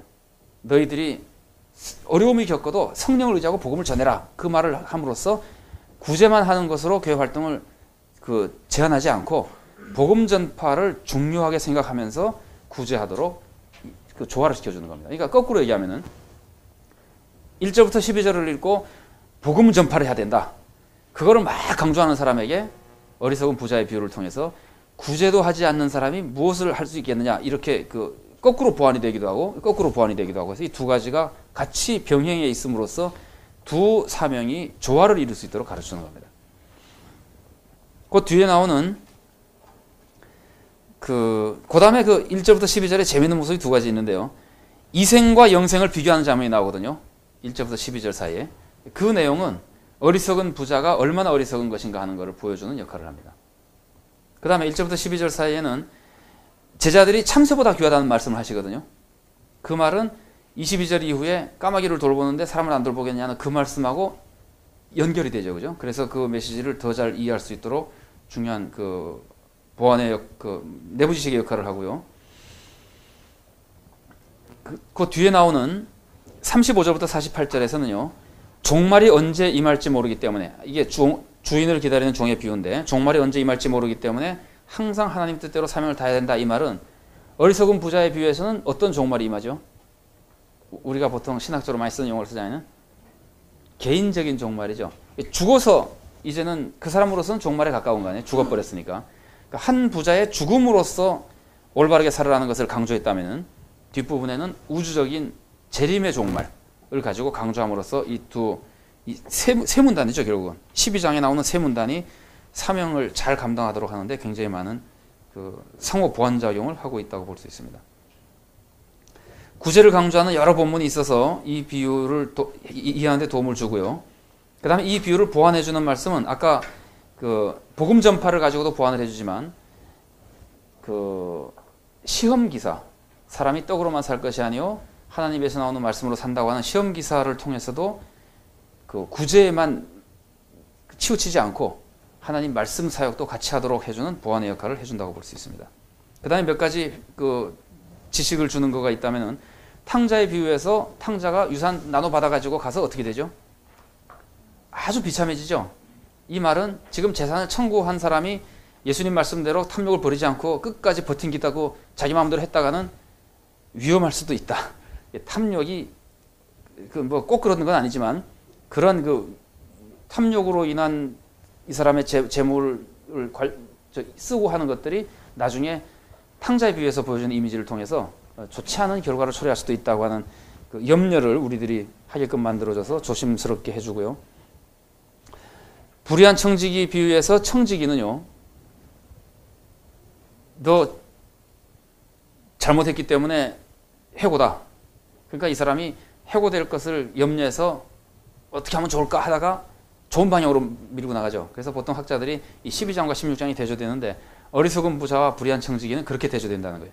어리석은 부자는 나쁜 짓은 안 했는데 결국은 나빠져 버리고, 이 불의한 청지기는 나쁜 짓을 했는데 좋은 것처럼 되죠. 그러나 이 사람이 실제로 좋아지는 건 아니에요. 그 비유 안에서 세속적으로만 좋아지는 겁니다. 그런데 어쨌든 한 사람은 그 장래를 예비하는 결단을 했고, 이 사람은 장래를 예비하는 결단을 잘못된 방향으로 했고, 부자 나사로의 비유는 부자가 그렇게 살다가 결국은 지옥 가는 모습을 통해서 이 부자도 저기 창고에다 곡식 잔뜩 싸놓고 그렇게 살다가는 그렇게밖에 안 된다고 하는 것을 암시해 줍니다. 그래서 이 탐욕스러운 사람에게 일종의 아이러니를 제시해 주는데요. 이 부자가 행복하게 살려고 지금 하는 거 아니에요. 행복하게 살려고 최선의 노력을 기울여서 창고를 싸고 다 해봤더니 이 사람이 가장 불행한 삶을 살게 되는 겁니다. 이런 그 아이러니. 그래서 결국은 뒤로 가서 다른 것을 구하지 않고 하나님 나라를 구하는 것이 참된 행복의 길이다 하는 것들을 이제 그 메시지를 점점 이제 부각시켜 주면서 메시지가 진행이 됩니다. 뒷부분은 조금 그 서둘러서 해서 좀 안 됐습니다만은 자료를 이용해서 더 많이 보완이 될 수 있기를 바라고요.